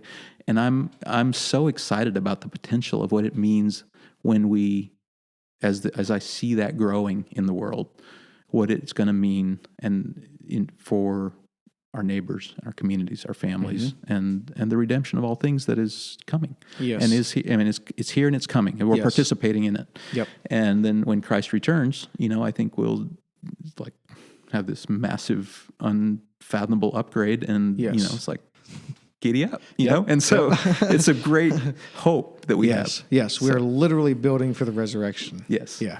Amen, brother. Thanks for being on the podcast. Thank you. Oh, yes.